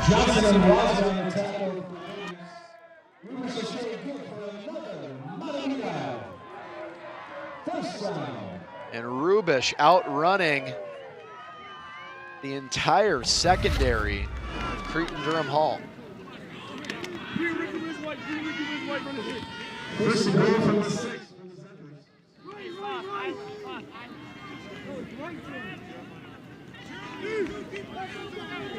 First and goal for Mahtomedi. If they're going to get back into this game, they got to do it now. Handoff to Rubish. He's swallowed up. Swallowed up like Halloween candy tonight. There is a penalty flag on the ground here.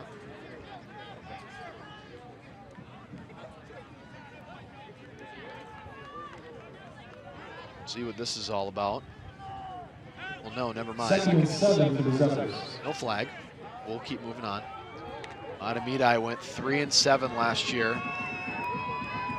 They're 8-1 right now. Crucial victory over Cretin-Derham Hall on October 10th before MEA. Graff looking for the end zone, threaded the needle, found his man. Jacob Sokol tucked it right in there, the only place he could have found it.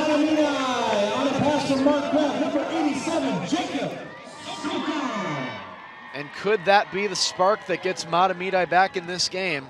They're down 13. It looks like they're going to try to make an 11-point game. Watch this pass. Oh my goodness. There was no room here. Oh, just out of the reach. Dre Fearson-Hawley thought he had it.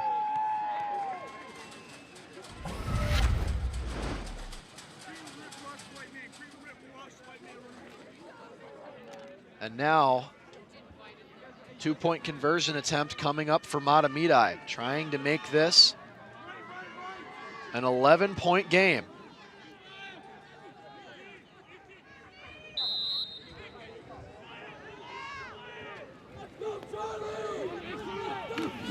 Drop the ball on the ground. Graff trying to figure something out. It's Sokol again! Was he in? That's the question. Yes, he was. 2-point conversion to Sokol. It's an octopus for Jacob Sokol. Touchdown and 2-point conversion.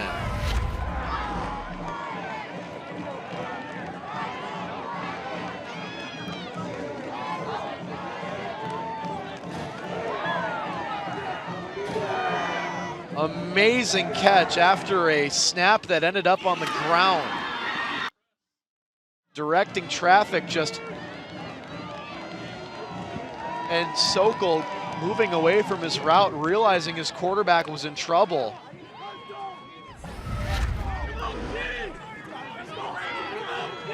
And now it's Mahtomedi with the momentum here as they answer with a full 8 points.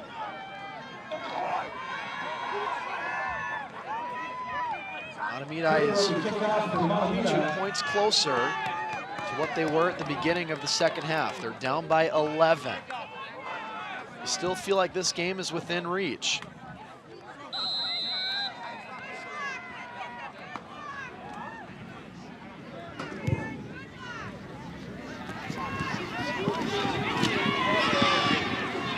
Here's the return from Raska.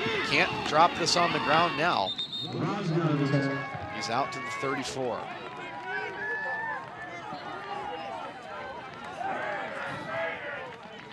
Arguing shooters on the tackle for the Zephyrs.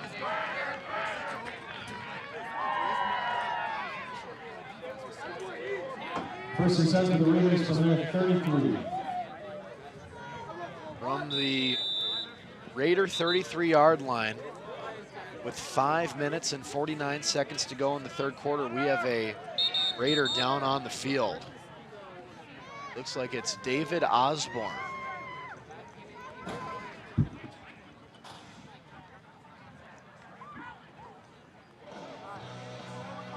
And of course, that is not good. So he will receive some medical attention. Taking a look around the world of sports tonight, the World Series. Dodgers up 3-1 in the top of the 6th. They got to win tonight to force Game 7 tomorrow.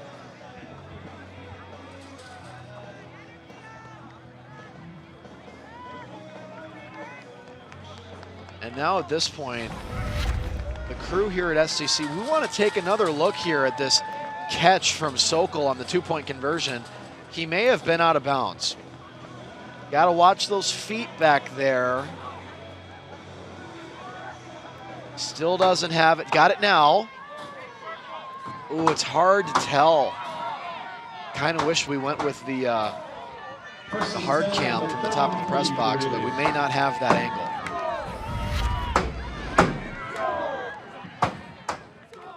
Now a skull chant attempted to be started here by the Mahtomedi students. That can wait for Sunday. First down, wide open was Tom, but he doesn't pick up first down just yet. Pass complete to Tom. Knocked out of bounds by number 15, Tobu.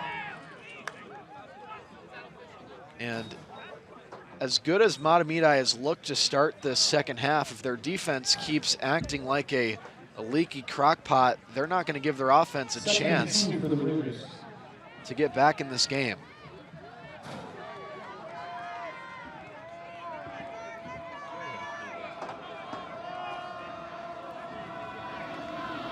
(27-16). Pitch goes to Thompson, and he's tackled in the backfield.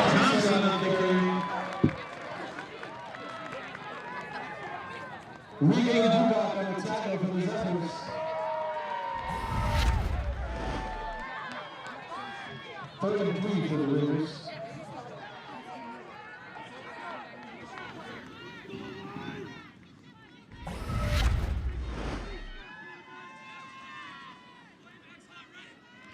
Third and 2 for the Raiders.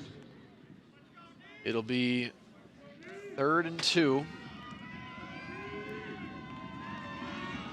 As the bleachers here on the home side begin to rumble. Does Isaac Johnson feel the pressure? There's the handoff to Thompson. First down, Raiders. Blowing through defenders like a freight train. First down is well earned. First down, Raiders. First down for the Raiders as they continue to tick, tick, tick this clock away.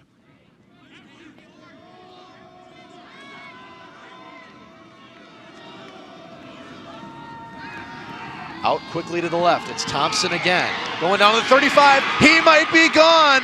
Hello, end zone. Jadale Thompson again.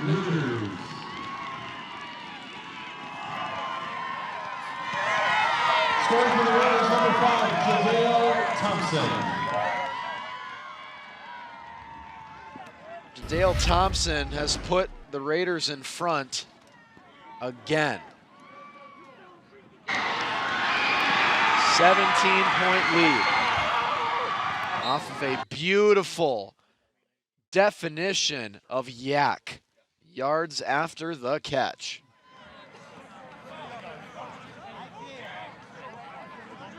And for those counting along at home, that is the 5th, count them 5th, passing touchdown of the night for Isaac Johnson. 2-point conversion is good. It's Tom. Johnson's pass going to Isaiah That'll make it 35-16. A 19-point lead for Cretin-Derham Hall. 3-possession game. And this offense of the Raiders looks unbeatable.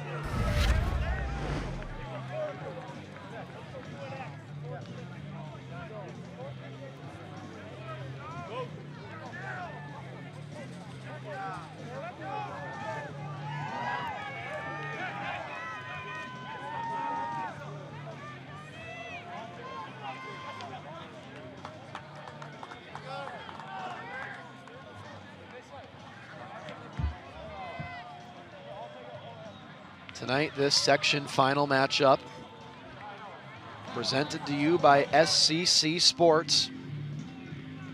It's being live streamed on the internet, NSPN, the Neighborhood Sports Network.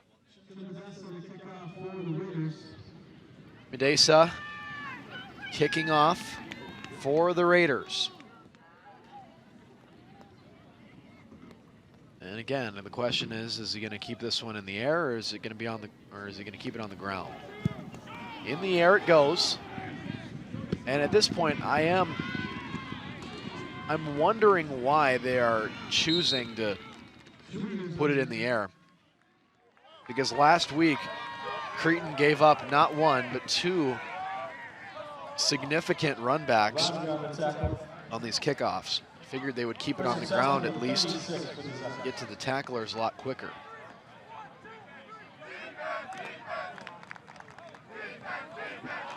.338 to go.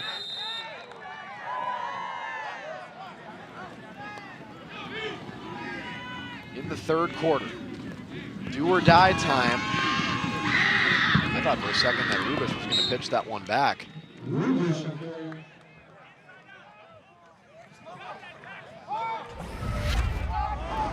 Gonzalez on the tackle. 2nd and 3 for the Zephyrs.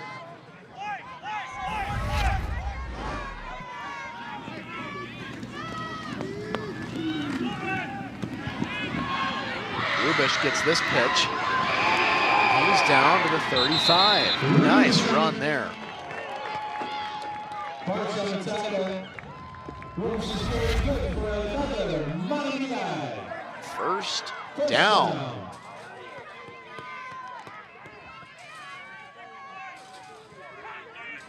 Raiders trying to spoil what has been an amazing day for Mahtomedi.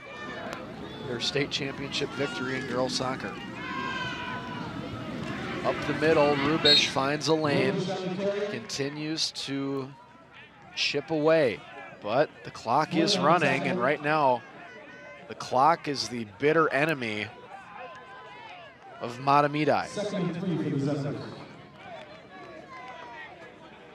3rd down.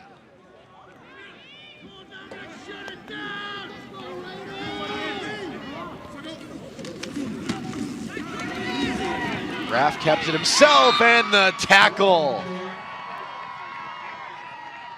made by Alex Salvato, the junior linebacker. 1-on-1, one and done. 3rd and 4 for the Zephyrs. Planting the flag, just owning that down.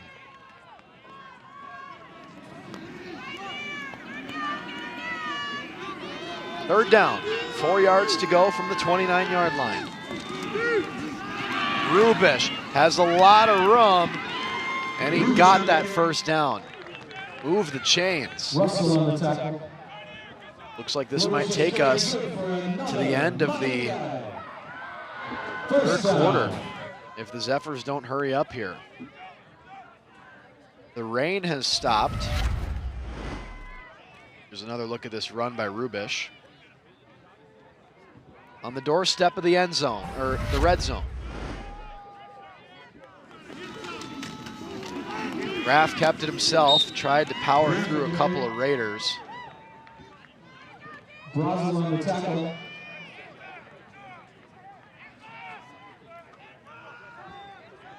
Second and 8 for the Zephyrs. Nice sportsmanship there shown by Connor Flynn.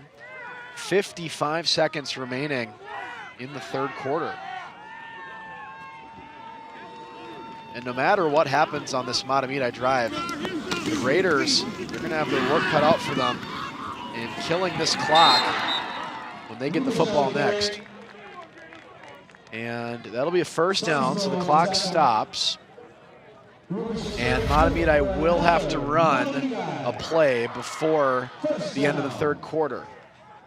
There's about a 3-second difference between the play clock and the game clock.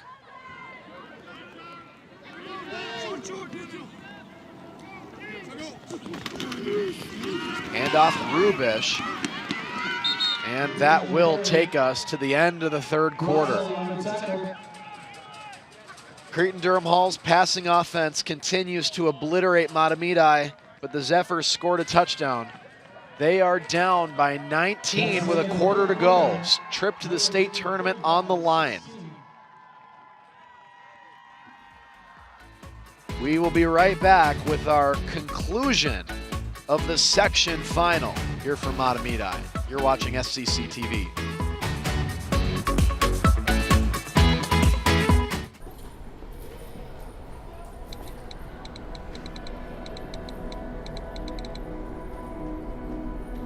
Some people judge a book by its cover, and if you're not what people are looking for, you're kind of like a reject.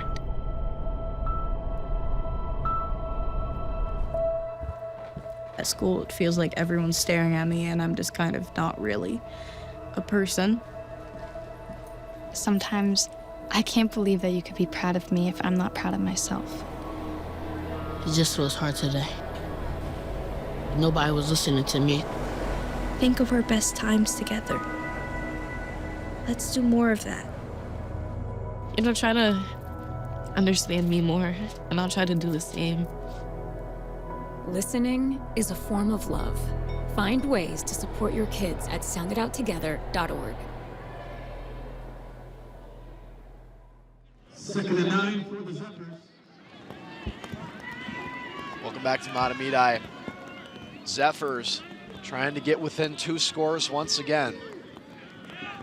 12 minutes to play in this section final. State tournament berth is on the line. Cretin-Derham Hall in the driver's seat. Rubish looking for blocks. I think he's got him. He is in. Jacob Rubish. The rushing touchdown will bring this within 2 scores. Scoring for Mahtomedi on a run from 11 yards, number 11, Jacob Rubish. And it looks like the offense is staying out on the field. So that's step 1 of about 17 as the rain has come back. The rain returns. And no, they're gonna go for 2. Yes, indeed. Rubish looking for blocks. He did not get there. 1 yard short. This will remain a 13-point game.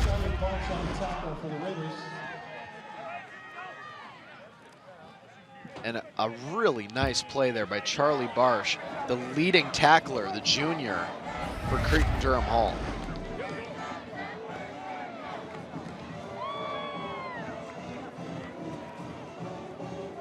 And now, from this point forward, Mahtomedi has got to be perfect. They have to be out of this world if they want a chance to come back and win this at the end.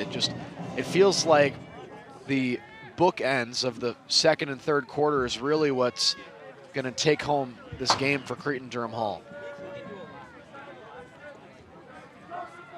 Again, to clarify here, Cretin-Derham Hall, these are their drives tonight. 5 passing touchdowns and 1 interception. That's it.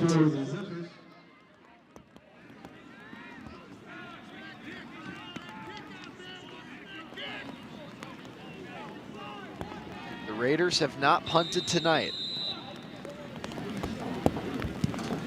Onside kick attempt thwarted.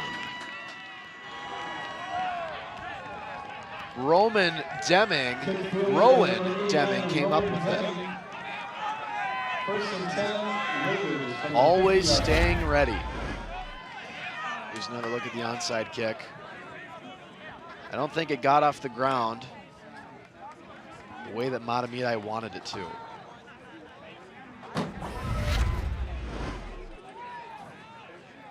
And now Isaac Johnson and the Raiders, they got to manage this.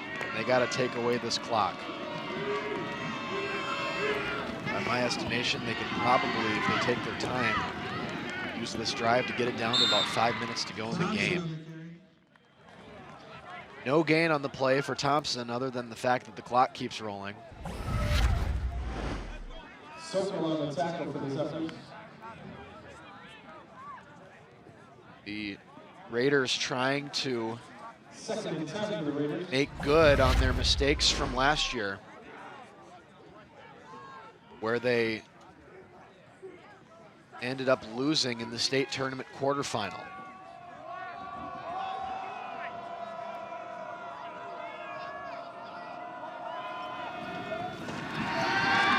In the air and caught.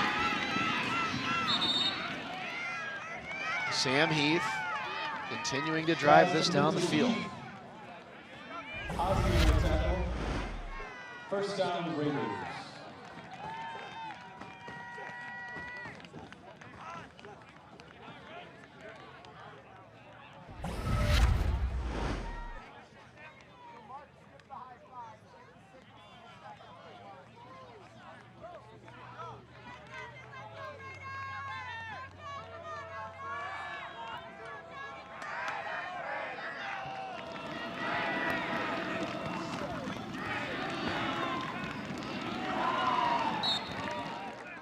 Thompson on the carry. Zephyrs on the tackle.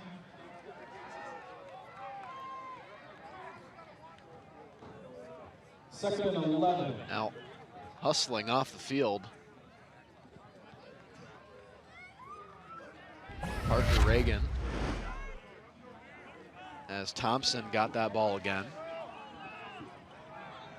Down to 10 minutes in this fourth quarter.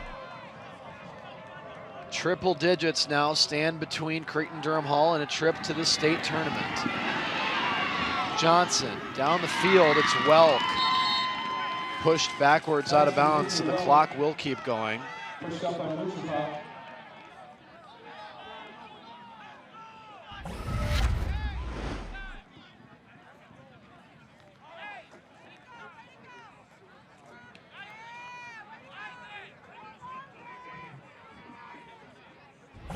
Mahtomedi, they just can't afford to keep giving up these first downs.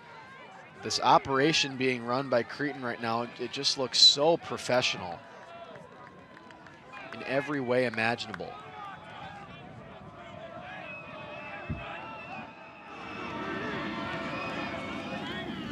Handoff, Thompson, wide open, down to the 20. Wakes his way to the 10 before he's finally pushed out of bounds at the 7.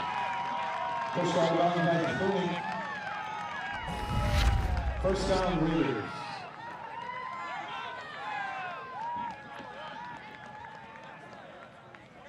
And at this point,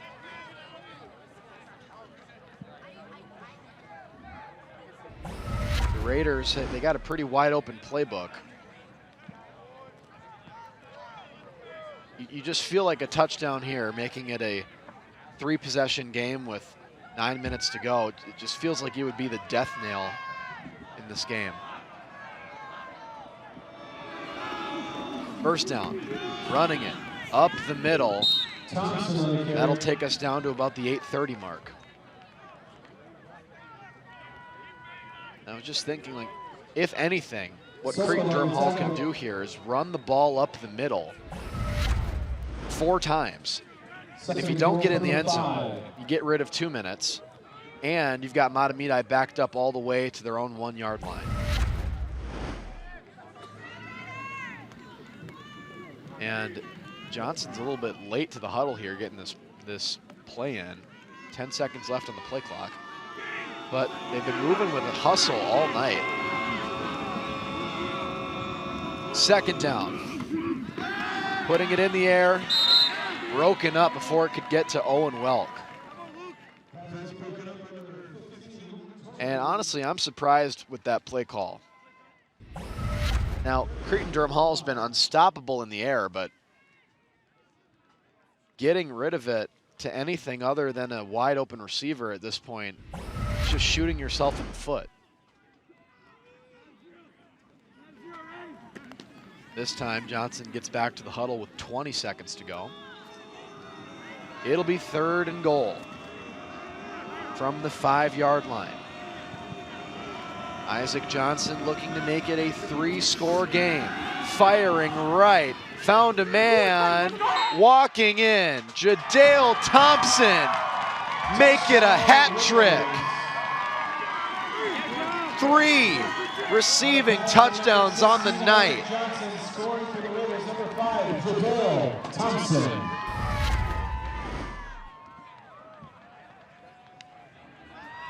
Jadale Thompson slamming on the brakes, throwing Luke Torgrud off of him, and giving this student section for Cretin-Derham Hall a lot to cheer for. And is the offense going to stay on the field?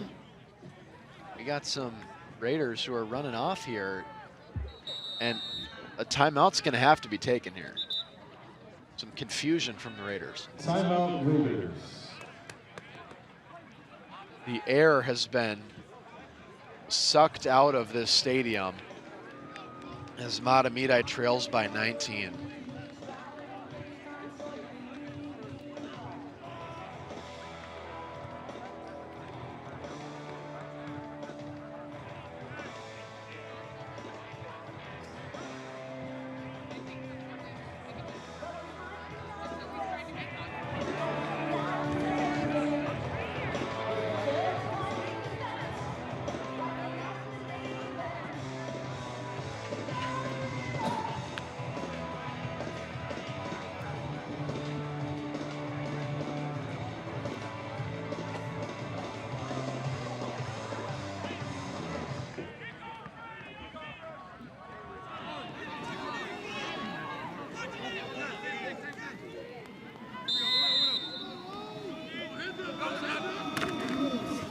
Two-point conversion, run to the right off of the beautiful misdirection.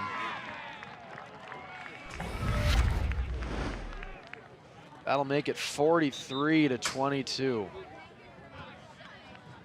As it was Dre Fearson-Holly on the two-point conversion.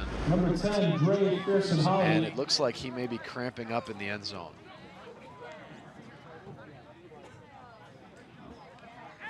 And at this point, kind of seems like all hope has been lost for Mahtomedi. Cretin-Derham Hall looks like they are well on their way to returning to the state tournament, even with 8 minutes to go.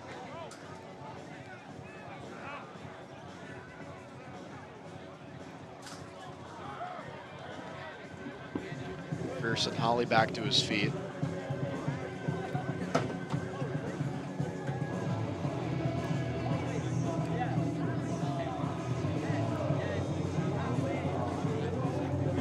My goodness, look at that. Cameron Hench, who had that pretty wicked knee injury back in the first half, he's back on the bike. Taking a look at some other scores from around 5A tonight. St. Thomas Academy is going to take care of Two Rivers. Chanhassen, they beat Chaska. They're on their way to the state tournament. In 5A, Washburn took that one home. Spring Lake Park is going to take care of business with Buffalo. And honestly, at this point, Cretin-Derham Hall has to be right up there with St. Thomas Academy as massive favorites to get the 1 or the 2 seed in this state tournament.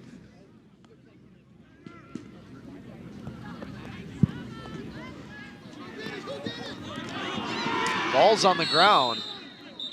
Let's clean this up.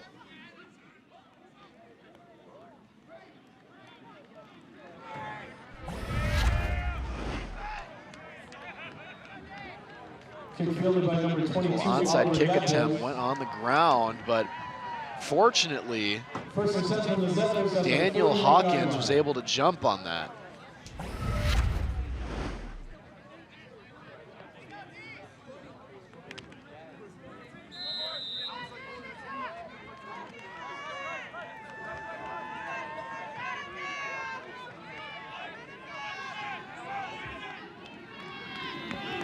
First down from Mahtomedi. Cretin brings the blitz, forces the ball to get out early, and oh my goodness. Thunek got the pass, but he was smoked. You see the blitz here. Mateo Verdeja all up in Mark Graf's face from the moment he got the snap. 7 minutes and counting to go. Graf going back to the air, and this ball's on the ground. Pass intended to carry incomplete. 3rd and 2 for the Zephyrs.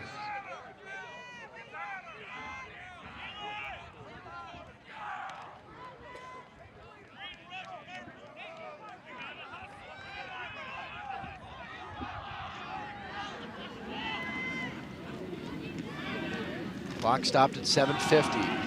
Rubish down to the 45.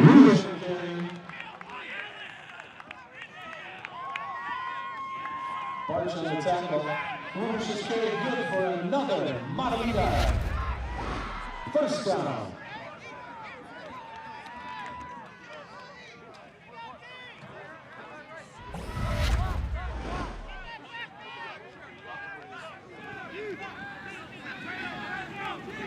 First and 10 for Mahtomedi, trying to stay alive, lifting it, and Thunek couldn't get connected with Graf.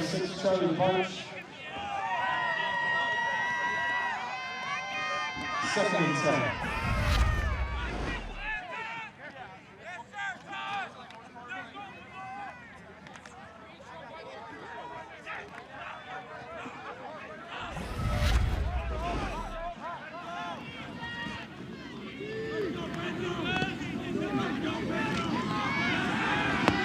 Graf rolling out to the right. Incomplete. It was Thunek again. And again, Cretin-Derham Hall, they have not punted once tonight. This unstoppable offense, Mahtomedi was just not able to keep up in the slightest.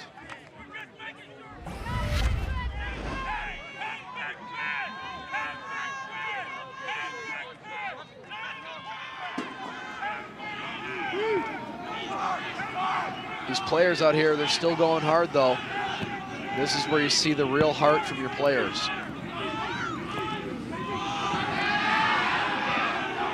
And now we got a really interesting play here. There's no way Graf scores. Trevor Rogaszewski on a trick play just connected with Graf. And Mark Graf runs it all the way in. What a play from the Zephyrs. All the way on the back page of the playbook.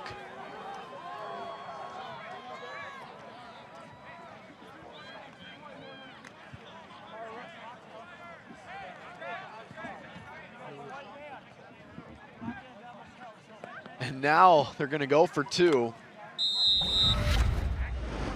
We'll get the replay here. We may have to come back out to live though. And Graf finding a way to stay up on his feet. Here's the 2-point conversion. Got some pre-whistles. We may have false started. Graf pleading his case. Graf thinks something else happened. Our officials telling him to back up a little bit.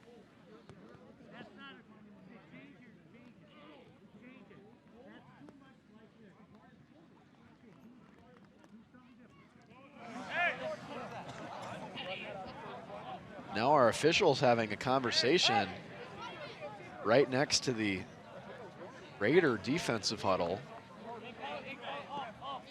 Ball start on the Raiders. A defensive illegal procedure here.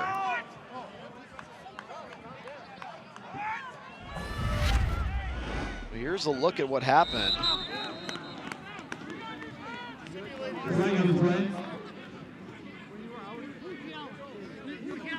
Okay, so now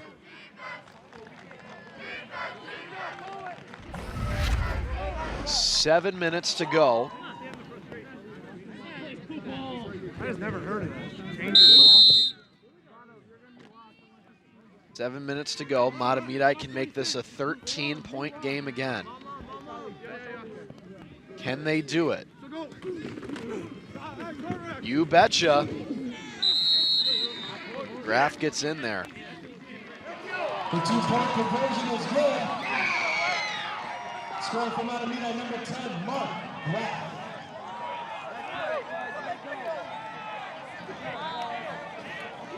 So after a lengthy conversation with the Cretin-Derham Hall defense, it appears that the Raider defense may have been shouting and trying to, you know, catch the linemen from Mahtomedi off guard and make them like almost guess the snap count. So it looks like that's what the flag was all about. And here's another look at this Mark Graf receiving touchdown.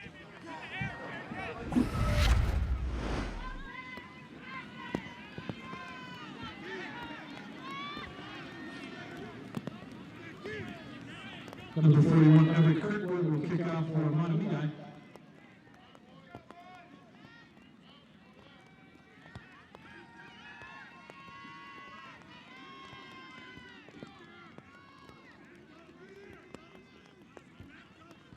And in this environment tonight, as the rain continues to roll onto the field,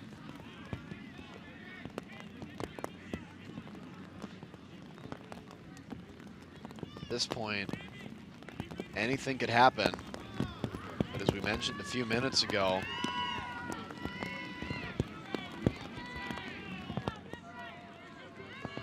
at this point for Mahtomedi, Cretin-Derham Hall is going to need to mess up really badly with either a fumble or another interception. We already saw one interception, and here's the onside kick. Takes a good bounce, and it's Mahtomedi football! Mahtomedi gets the ball right back.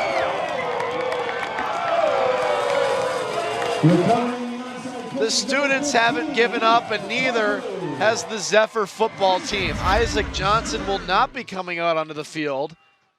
This onside kick, it ended up in the arms of Caleb Grobeman.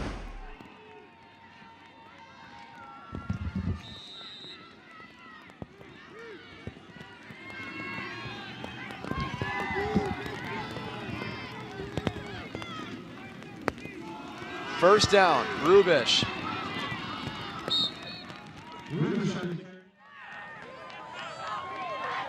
Russell on the tackle. And now, again, time is still the enemy here.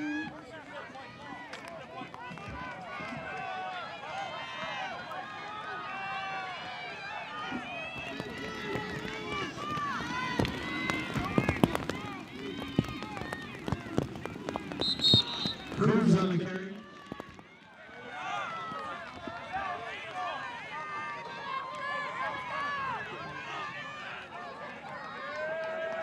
Third and 5 for the Zephyrs.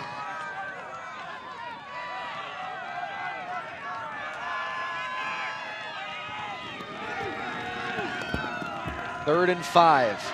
Every play is crucial for Mahtomedi from this point onwards. Graf still has the football. He will run for the first down. But as soon as this ball is set, the clock will keep rolling again. And at this point, if Mahtomedi is able to even get within sniffing distance of tying this game, This is going to be an interesting finale. Down by 13. Graf back to pass, unloads down the field. He's got a man wide open. Touchdown! It's Torgrud.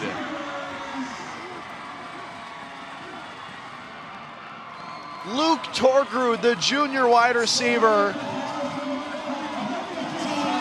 They're within 8, within 7. What will they do here? Because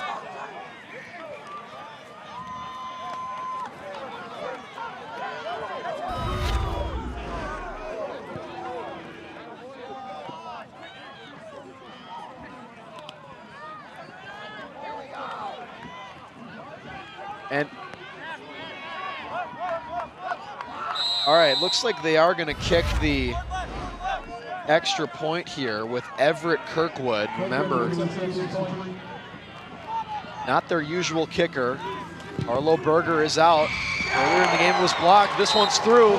They're only down by 6 with 5 minutes and 29 seconds to go. This game has flipped upside down.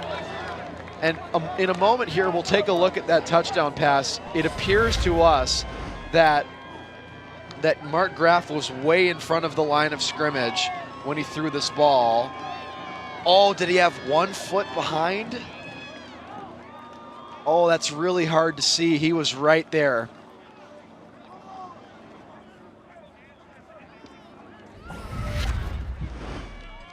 Well, regardless, we've seen a couple of those bounces tonight from Mahtomedi with the false start that wasn't called on their tush push, and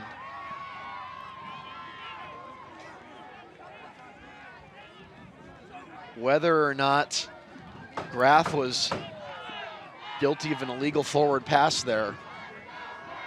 Will we see another onside kick?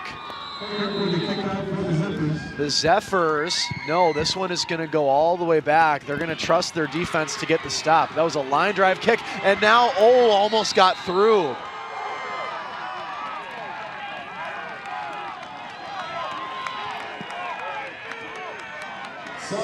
Shahid Suggs returned that ball. Zephyrs got the tackle. Now watch the touchdown and watch the pylon to the right. Did Graf step in front of it, or was his back foot right?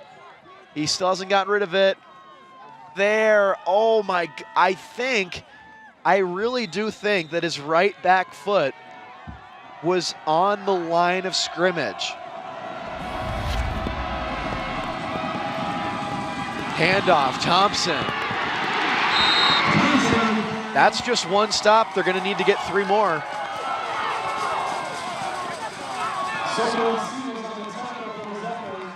It is time. This is the grand finale of the game right here. We have a 1-possession game, 5 minutes to go in the section final. That sounded impossible just 10 minutes ago. The bleachers are shaking here at Zephyr Stadium. 2nd and 11. A first down could ice the game. Down the field. Overthrown. Sam Heath out of his reach. But now remember, all of this started with that touchdown pass from Rogaszewski to Graf. 3rd and 11. Could Mahtomedi get a stop here? What a huge moment this is. Listen to this place.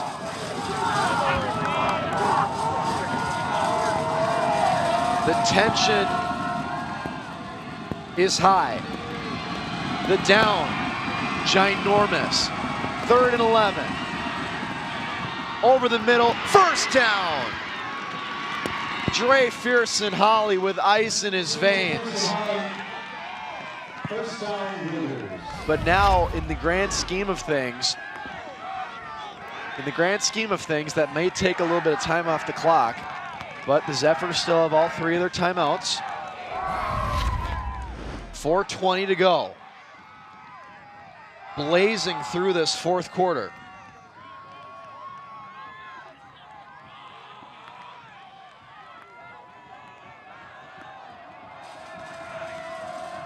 Mahtomedi will probably wait to take their timeouts here. Just a couple more plays. Thompson, first down run, stopped in the backfield. Maybe even lost a yard. Under 4 minutes to play. It'll be 2nd and 10, still no timeouts. Zephyrs have 3, Raiders have 2. What a scene here at Mahtomedi.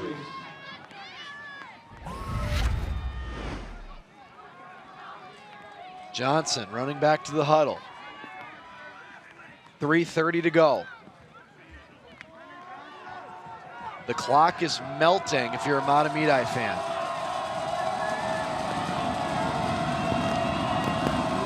Johnson rushed, and Fierce and Holly fell down. Bitten by the turf monster. The clock stops. That's huge too, because that incompletion stops the clock for Mahtomedi. They don't even have to use a timeout.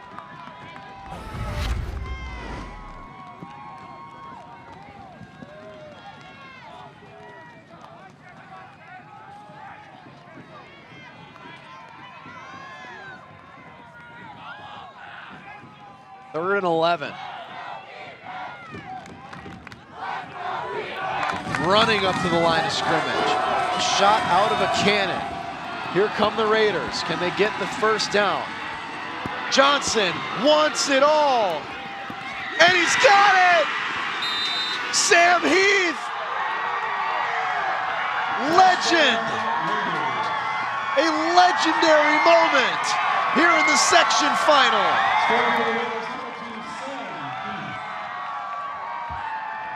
Who needs a first down when you can get a touchdown? Look at this pass. Whew. Can you believe that?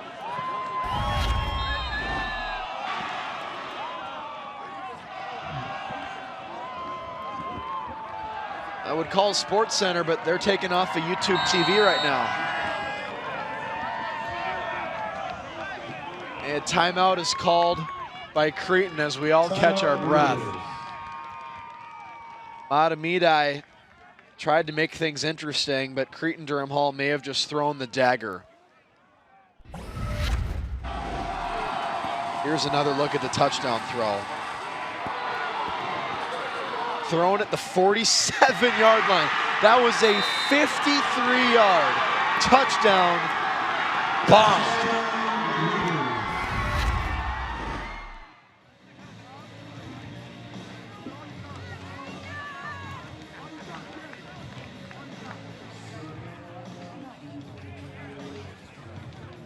(49-37) is the score.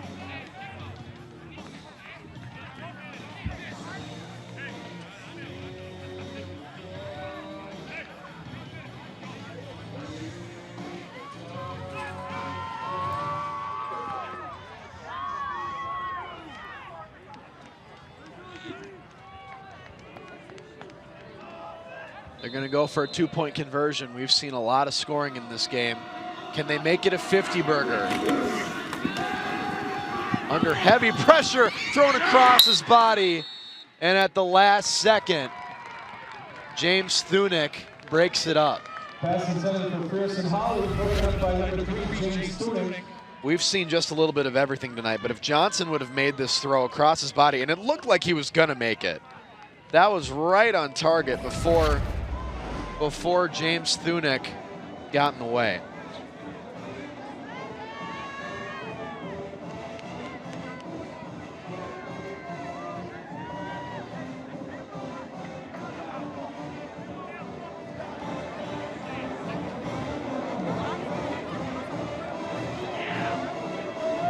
We are going to have some highlights to watch when this one is all said and done. You're looking for a good highlight reel to watch over the weekend. some treat we have presented tonight on SCC Sports. Some really, really great work done from our SCC Sports crew. I'm Carl Warner. You're watching NSPN. This is Minnesota State High School League football playoff season. Ball's on the ground, picked up. Breaking free is Torgrud, and finally pushed out of bounds and onto the running track. 3 minutes to play before this one is over. And for those doing the math at home, another look at the kickoff return. The Zephyrs would need to get, they would essentially need to score a touchdown and fast. They would need to get another onside kick and another touchdown.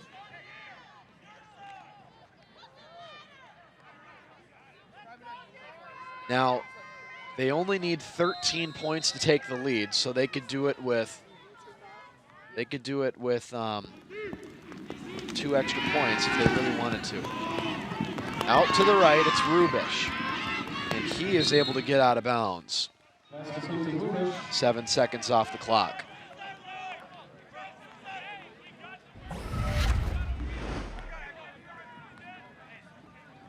Second and 8 for the Zephyrs.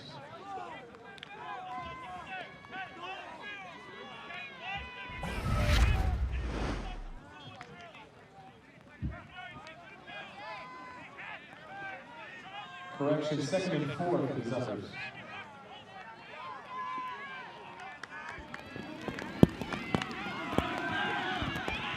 Second and 4. This time he stays in bounds. Will a timeout be called? No, looks like they're going to wait a little bit longer for that. Rubish is very good for another Mahtomedi. First down.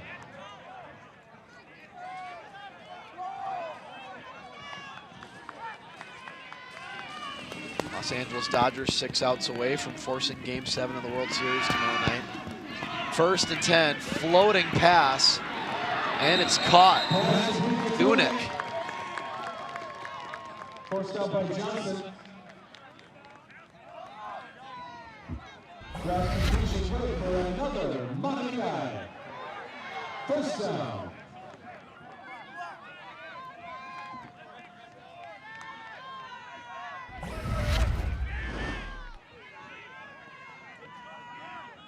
Down by 12 with 2:28 to go. Raff went over the middle. That'll stop the clock.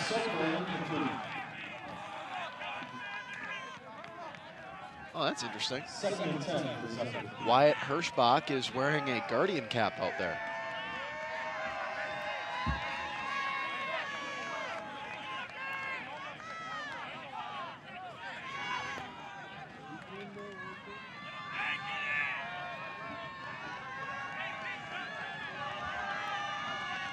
I worked at Cottage Grove earlier this season, and Park Wolfpack, they force all of their players to wear Guardian caps. It's a program rule.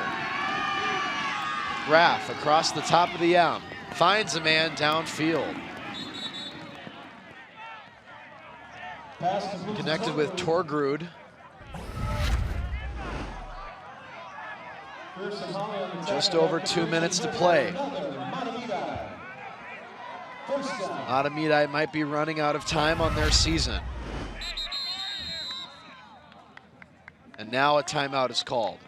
Timeout, Mahtomedi.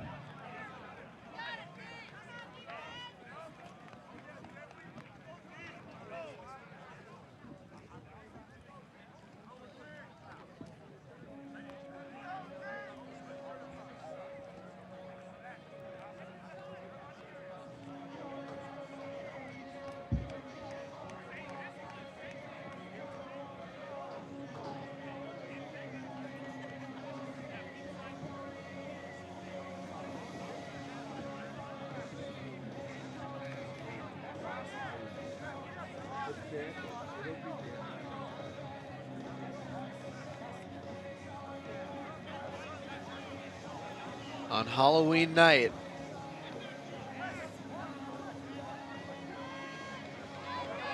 Mahtomedi put a scare into Cretin-Derham Hall here in the fourth quarter, but I don't think that scare is going to hold up.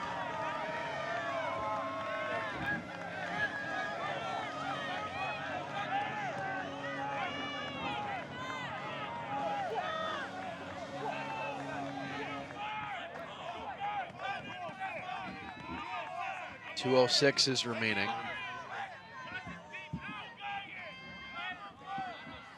Get a couple more seconds added to the game clock here. Reflect the proper time when the timeout was actually called. 1st and 10. Raff is sacked. Let him know. David Osborne.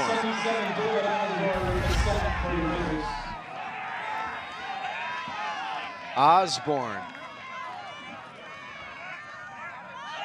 And that's a beautiful tackle for everybody involved. 1:40 remaining in the game. Mahtomedi's got 2 timeouts. Floater pass broken up a little bit, but now Rubish was gonna get involved with this screen here. The screen was thwarted. I believe one of the Raiders got a paw on it. It was in the air, and the Zephyrs take a timeout with under 90 seconds to go.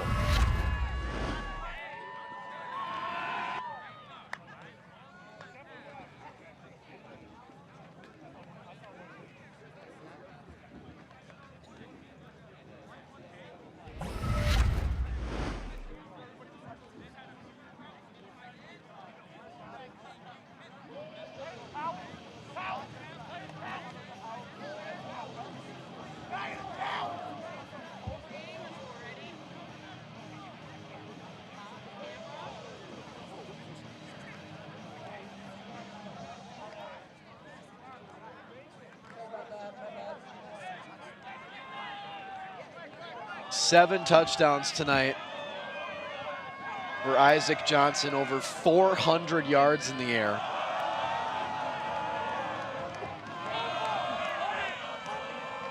Just an outstanding night for the Cretin-Derham Hall quarterback. The type of playoff performance that you dream about. Raff trying to keep his dream alive. And was he out of bounds?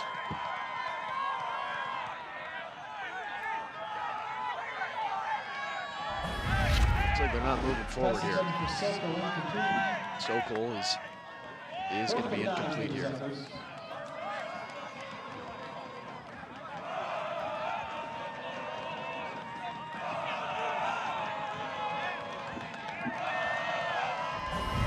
It'll be 4th and 9. And the play clock will get reset here. 4th and 9, the season's on the line. Cretin-Derham Hall, sidelines feeling it. Will this be the dagger? Graf, could this be the end? Almost sacked. First down. And now a flag is going to come in here at the last second. Oh, this would be very anticlimactic if it's against Mahtomedi.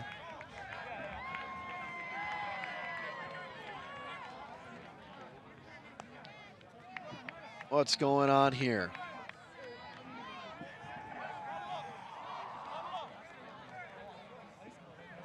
Illegal man downfield.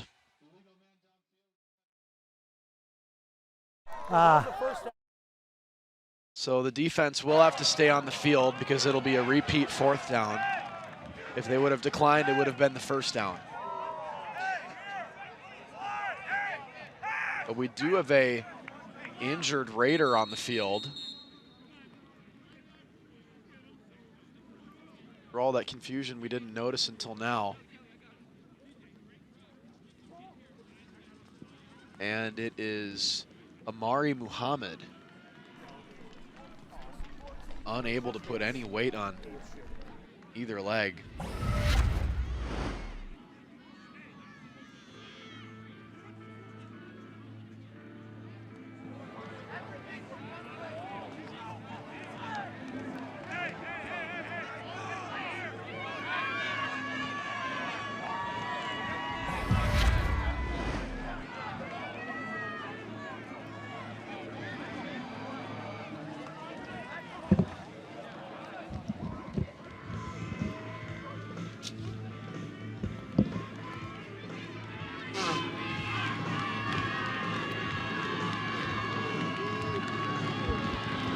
It'll be 4th and 14 with the season on the line. Mahtomedi, and you can see the Cretin bench in the background, living it up. They're ready to explode.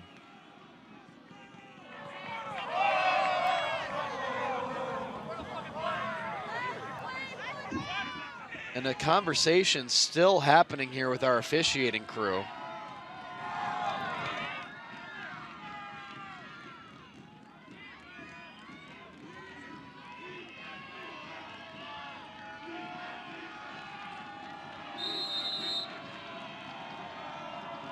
Fourth and 14. Here's the season for Mahtomedi. It's incomplete. Pass interference is the call.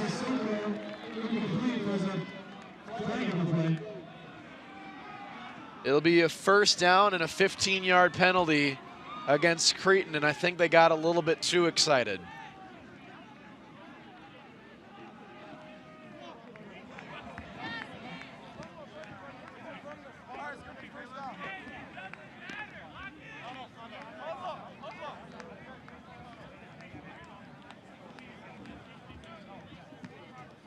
Zephyrs have one timeout left. Pass even with interference, this pass interference on the call. defense. It's a 15-yard penalty resulting in a first down.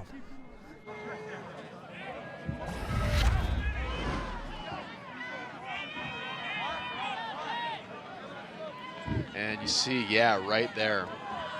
Sam Roska just getting a little bit too,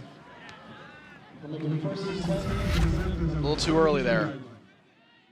1st and 10, under a minute to play. The Zephyrs need 2 touchdowns and an onside kick in between.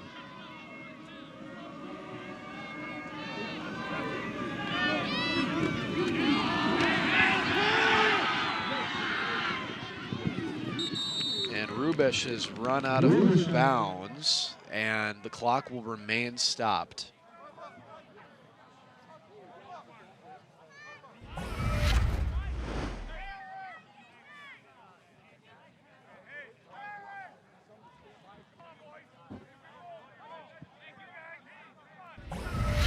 And now we have a injury timeout on the field. And I believe one of our officiating crew members who may have been controlling the sticks might be down. And now we're sending the cart over there to be an assistance here, and look away from this replay if you would like. May have gotten rolled up on. Yeah, it looks like Henry Isaac, to no fault of his own, ended up rolling up on our official.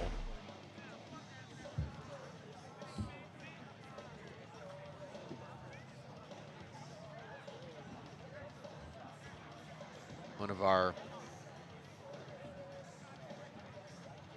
obviously you never want to see something like that. Bottom of the 8th in Toronto. Blue Jays only have 5 more outs to see if they can win the World Series tonight. Under 54 seconds before we crown a section champion.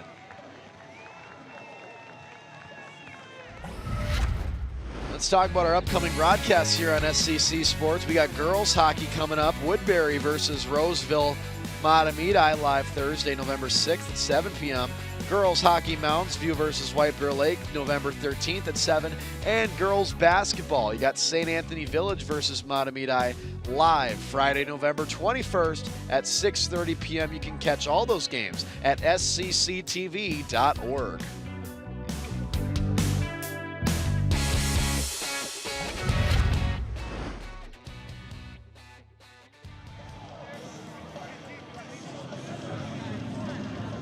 Looks like our situation with our sideline official is resolved.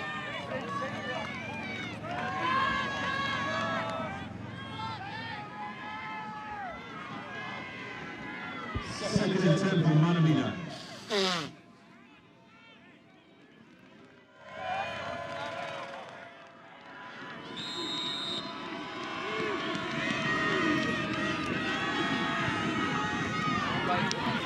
down by 12. Graf sprinting towards the end zone, and he's in.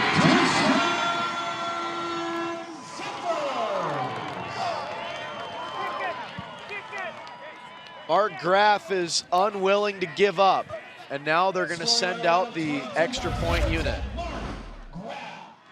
Scrambles in for the touchdown. And you gotta love this heart out of Mahtomedi. Just moments ago, they were facing 4th down. Pass interference later, and Graf ends up scrambling for the touchdown.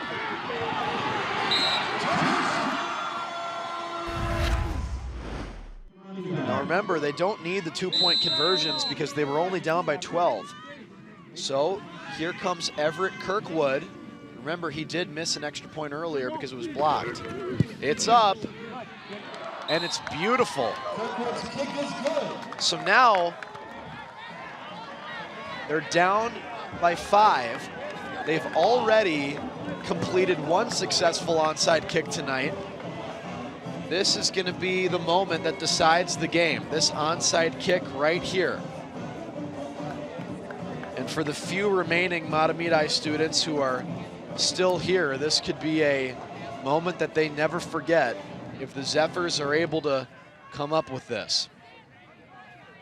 Because logistically speaking, if Mahtomedi gets this onside kick and goes down the field and scores, Cretin-Derham Hall has no chance of winning this game.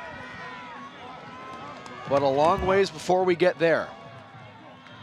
So what stands between Mahtomedi and their season staying alive is number 41, Everett Kirkwood.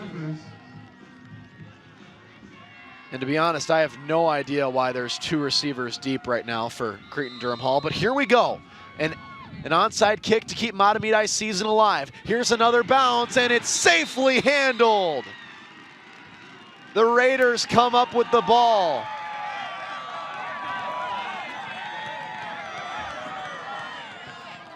It was number 30, Antonio Barajas. Barajas fields the onside kick for the Raiders. And now, here's the replay.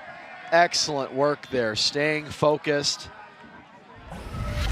And now the light show is put away now by the Cretin-Derham Hall students. And victory formation is out for Isaac Johnson after throwing for more than 400 yards tonight, 7 touchdown passes.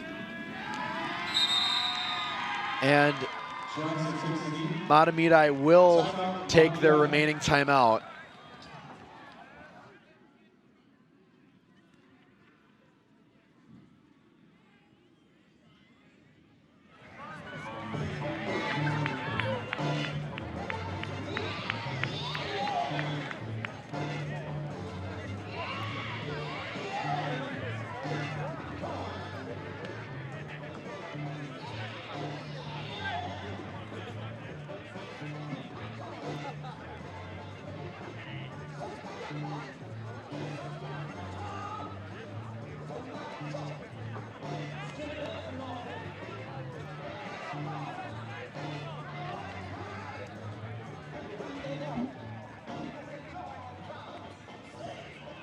And now here comes the moment.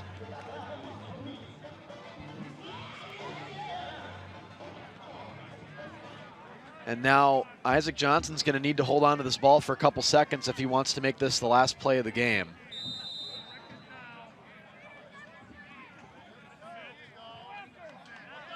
Johnson takes the knee, and the Cretin-Derham Hall Raiders are the champions of Section 4, Class 5A. They're going back to the state tournament.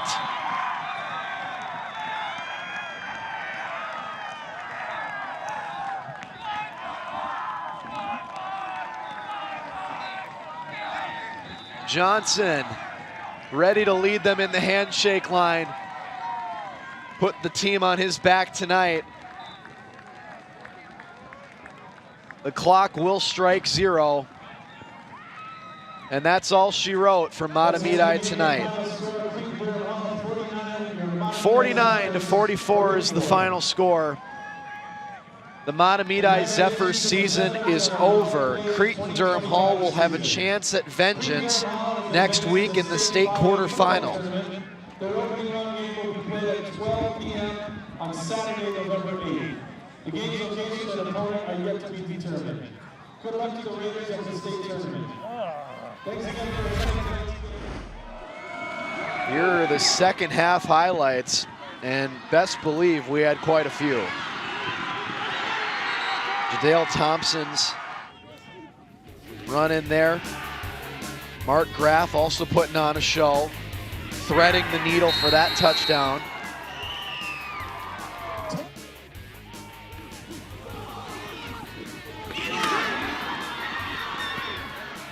Graff floating that one back there for the two-point conversion, and now Thompson again on this yak of the year, taking them to the end zone. Under the rainfall all night. Rubish getting into the end zone as they tried to claw themselves back in.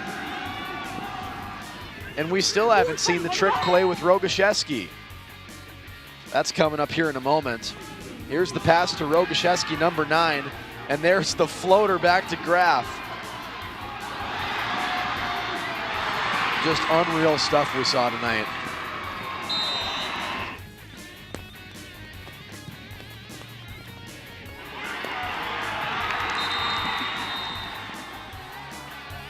Mahtomedi's final touchdown of the game. No, this was before, floating right down the middle. And this was the play of the game for Isaac Johnson. 53-yard throw, really to ice the game. Night. But Mahtomedi wasn't done yet. This is when Graff took off for his final rushing touchdown of the game. And that's what did it tonight here from Mahtomedi. The Cretin-Derham Hall Raiders are headed back to the state tournament. They lost in the state quarterfinals last year. They're trying to make good on that next weekend. Thank you for watching SCC Sports, broadcasted tonight on NSPN.